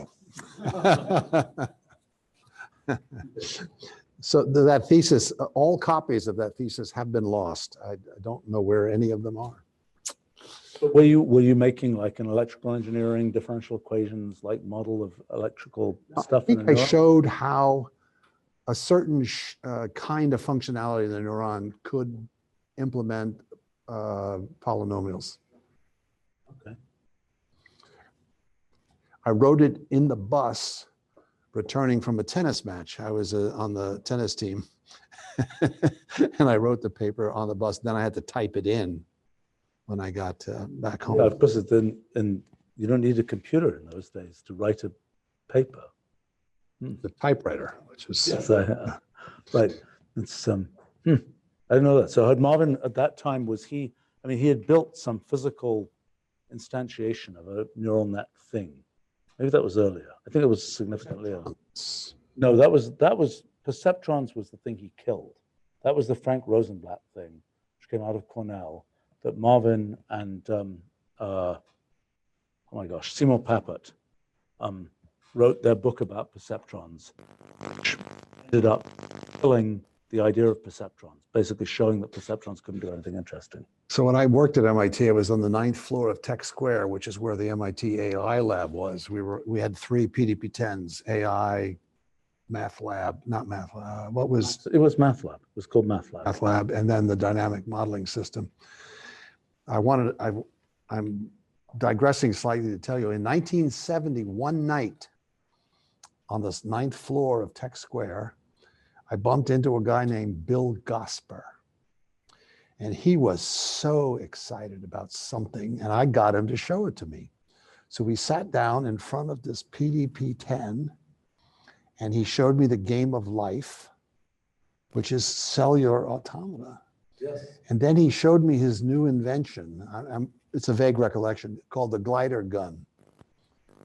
And we spent from 8 o'clock in the evening to 8 o'clock the next morning. I had the honor of having Bill Gosper teach me everything there was to know about the game of life and glider guns. And so the funny part of this is, Bill Gosper is somebody I've known pretty well for many years, and I get email from Bill probably once a week about a new game of life thing.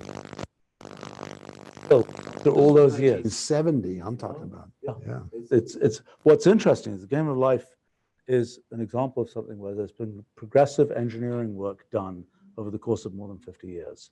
And so I'm intending to study it, actually. I tried to study it, sort of the theory of, what's the Moore's law and so on of game of life, because it's just a bunch of bits. And so you can ask, it's much more, there's no question of somebody inventing gallium, discovering gallium arsenide or something like this. It's just bit patterns. But there's been tremendous technological progress in the game of life. People have built elaborate Turing machines and universal computers and things that compute pi and so on from a series of inventions just in this game of thing with bits. Yeah, I guess Gosper was at Xerox PARC for a while because I remember I saw him there at one time. He showed me color laser printer output of some crazy hypergeometric formula. This must have been after my time. I think it was like 1979, 1980, that kind of time frame. Yeah, I mean, I left Xerox in 79. Okay, that's probably right around that time. I mean, there was I mean, it was the first time I'd seen a color laser printer. I didn't see a color laser printer anywhere else for a very long time after that. And yeah, because Gosper had invented he'd come up with a bunch of fractal-like stuff, which he was printing on that laser printer. And how did he get his files into that printer? Well, I assume it's your network. What was the hardware? You said you'd written the operating system for that printer. Was it Alto? Alto was the controller. I see. What was the chip inside the Alto? What was the microprocessor? It was made out of AMD bit slices. Okay. It wasn't one of these things like the Apple laser writer where the printer is more powerful than the computer. The computer was just sending a blob of stuff through the Ethernet directly to the actual printing hardware. Not in our case. There was a disk that the files got spooled on, and then the character generator took them off the disk and put them through the scanning laser onto the paper. By the time Gosper was showing me this stuff, it was a fine bitmap, because he was showing me, all kinds of crazy sort of fractaloid stuff. So that must have been, so that wasn't. This was a black and white printer I worked on, and it could put a bit anywhere on that piece of paper. Including Steve Jobs' fonts, which he learned at Reed College, blah, blah, blah. So I didn't know there was a third. I mean, I used the PDP-10 that was the, MIT MC PDP-10 that was, and I knew there was another. I didn't know there was a System Dynamics PDP-10 as well. Well, they were two PDP-6s and a PDP-10, and then the 6s got upgraded to 10s. And this was JCR Licklighters. The one I was on was Licklighter. And Joel Moses was the king of this one, and Marvin Minsky and Tom Knight and others were on that one. I don't know what they actually did on the AI one. I mean, I know what, the one, I for a while was, I think, the largest user of the kind of system that got built on the one that was in, the math related one. Turns out that for whatever reason, although that was something that you could log into over the Arpanet and, use to do like math calculation type things for things like physics, nobody did it. Except, I found it pretty useful and I started doing it a lot. The picture is of Joel Moses sitting there at the ASR teletype in front of the PDP-10, all hours of the night, typing and typing and typing. He passed away recently. Oh, he did? I didn't know that. Yeah. I'm afraid I sadly, when I first developed this thing called SMP, which was kind of the long forerunner of Wolfram language, back in the first place I announced it was in 1981 at a conference about symbolic computation, where Joel Moses was giving the sort of keynote talk with full whatever cloak type appearance, whatever thing. And it was unfortunately, but rather bizarre incident because basically it was like, SMP was the first sort of new thing in that area for a while and was very different from what had gone before. And I think it was perhaps, I'm not sure if Joel Moses ever quite forgave me for that situation, because he was kind of talking about, we've built this great thing and this is the end of the story. And it wasn't the end of the story because this was the new story. Yeah, he was a person, he was, for some reason, I don't know, he just said this to me, but it seemed like his favorite thing was, and that's a horse of an entirely different color. Did he ever say that to you? I don't remember that now. It seemed to be his favorite thing. Interesting. So that's the Wizard of Oz, isn't it? Is it? I have no idea. I mean, I only ever heard it from Joel Moses. It's interesting. Well, but so how had you gotten involved with Marvin Minsky? I mean, what was he an electrical engineering person at MIT at that time? AI courses from him. And so then when it came time to get, in those days, to get a bachelor's degree, you needed a thesis. And so I decided to do a thesis with this AI guy, Minsky. What did he talk about in terms of AI in those years? They're improving, Sherdlu, object recognition. Do you remember Sherdlu? Terry Winograd's Sherdlu. Yes. Robots picking things. I remember they built this beautiful robotic arm with muscles, steel muscles. And it was on a mount and it was like this. And they turned it on and it reached back and it pulled out its shoulder like this. It took them a few months to rebuild it. And then I guess they took the bug out of the software. We should really. Hey, so no, there's another story. So another character on the 9th floor of Tech Square was a guy named Richard Greenblatt. And he had an interest in chess programs. And he wrote one called MacHack 6 and it on a PDP-6. And it started beating grandmasters. So a group of the AI community came to look at Greenblatt's program. And of course, he had a thick printout, you know, this big, and about this thick, that it was the MacHack 6 program. And once again, I lucked out. I happened to be on the 9th floor again, and I weaseled my way into this group. And there's Richard explaining, you know, the code. And this is PDP-6 assembly code. And he's written this chess program. And at one point, one of the gray hairs says out loud, "This isn't artificial intelligence. This is nothing but cheap programming tricks," unquote. Anyway, so much for AI. Interesting. So I didn't know that it had gotten that far. I mean, I know Richard Greenblatt then went on to build this chess machine thing, and then Lisp machine. You know, he was one of the branches of the Lisp machine franchise, so to speak.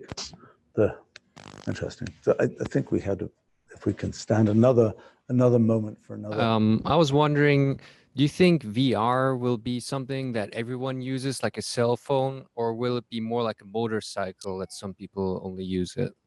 As an example of something that lots of investment went into and didn't quite make it. Well, I think it'll be AR, not VR. I guess AR includes VR. And I think we're already using VR. And so I guess the specific answer to your question is I think it's going to be ubiquitous eventually, as soon as we get the hardware right. But there are some bugs. For example, I was at a conference in St. Louis and there's 1,000 my fellow nerds there. And Microsoft was there and they put these goggles on me and I was on Mars. I mean, it was great. I was walking around on Mars like this.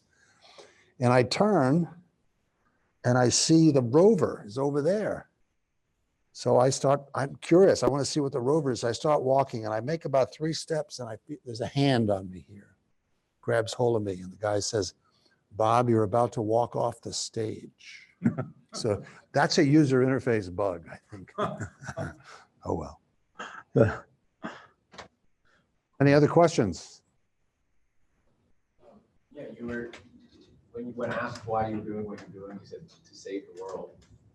And this might be hindsight. I wasn't there at the time, but it seems like a lot of these companies that you were talking about at the beginning were, they were coming up, and kind of some of the classic stories that the big companies that already existed weren't really interested in a lot of this computer stuff, networking stuff that was coming along, and it seems like there was a new generation that came in.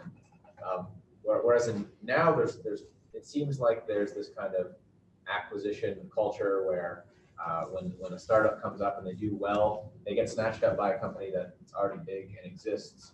And so, in the light of trying to save the world, some people are saying no to acquisitions by bigger companies.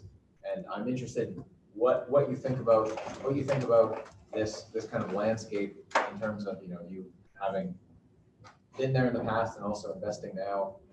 What is the right path in terms of a founder starting a company and being offered to be acquired and kind of that technology whisked away, kind of open-ended. What do you think about that? Well, there's a million different scenarios, and I would say the mainstream scenario is the one you just described. startup, acquired. All the other variations happen, but they're not as bread and buttery. They're not as mainstream because the bigger companies have brand, they have scale, they have channels, they have so many other things. And you take it out of the context of a dirtball little startup and you put it in a big company, that's how you get scale. That's how you get it, deliver it to the world. And I frequently hear the story where the big company buys the small company and then kills it. I've never seen that. I hear it a lot, but I've never seen it. Frequently, they get tricked. The big company gets tricked into buying the little company, and then the technology doesn't pan out. That's probably what happened, but it looks like they killed it. No, it probably killed itself because they were naive and they bought this stupid company and for $100 billion. And then 5 years later, they write it off because it didn't work. And then they get blamed for having shut down that technology. I think that's the scenario. That's my view of the scenario you sketched.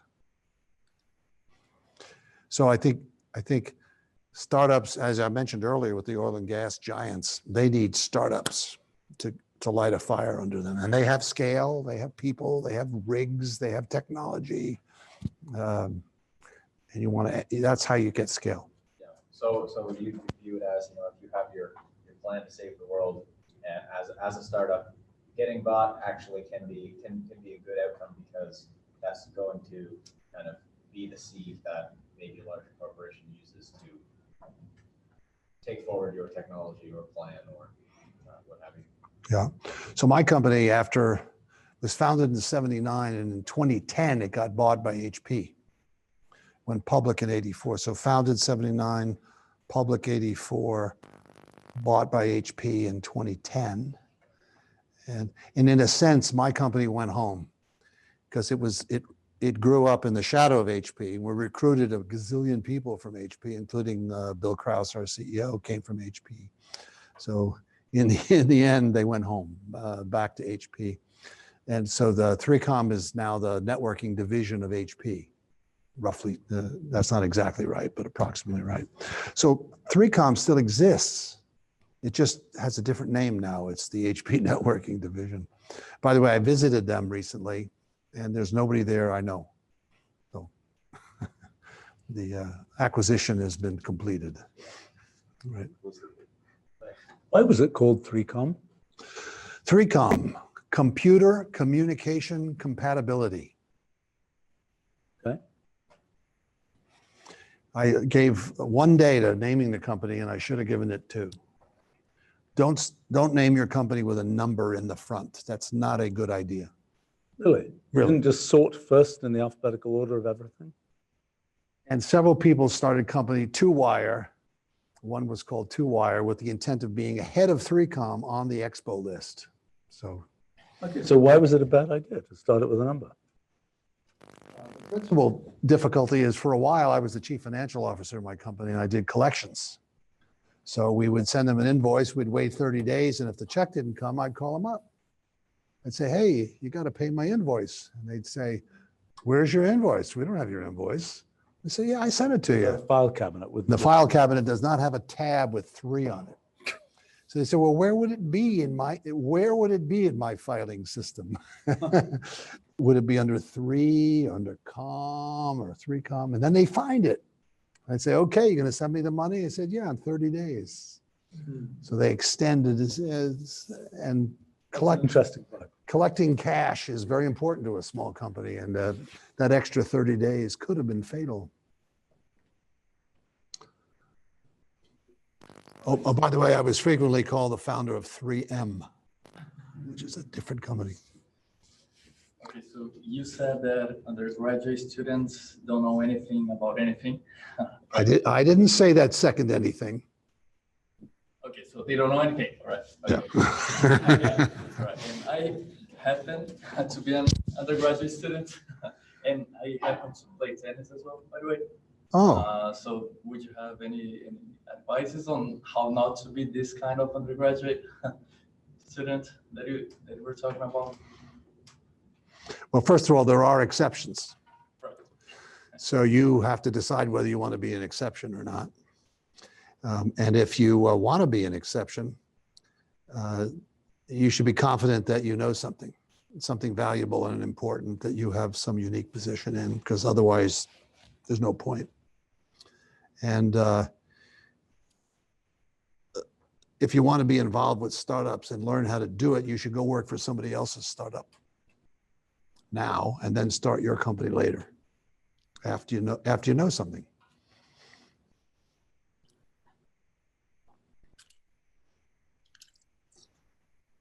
Do you still play tennis?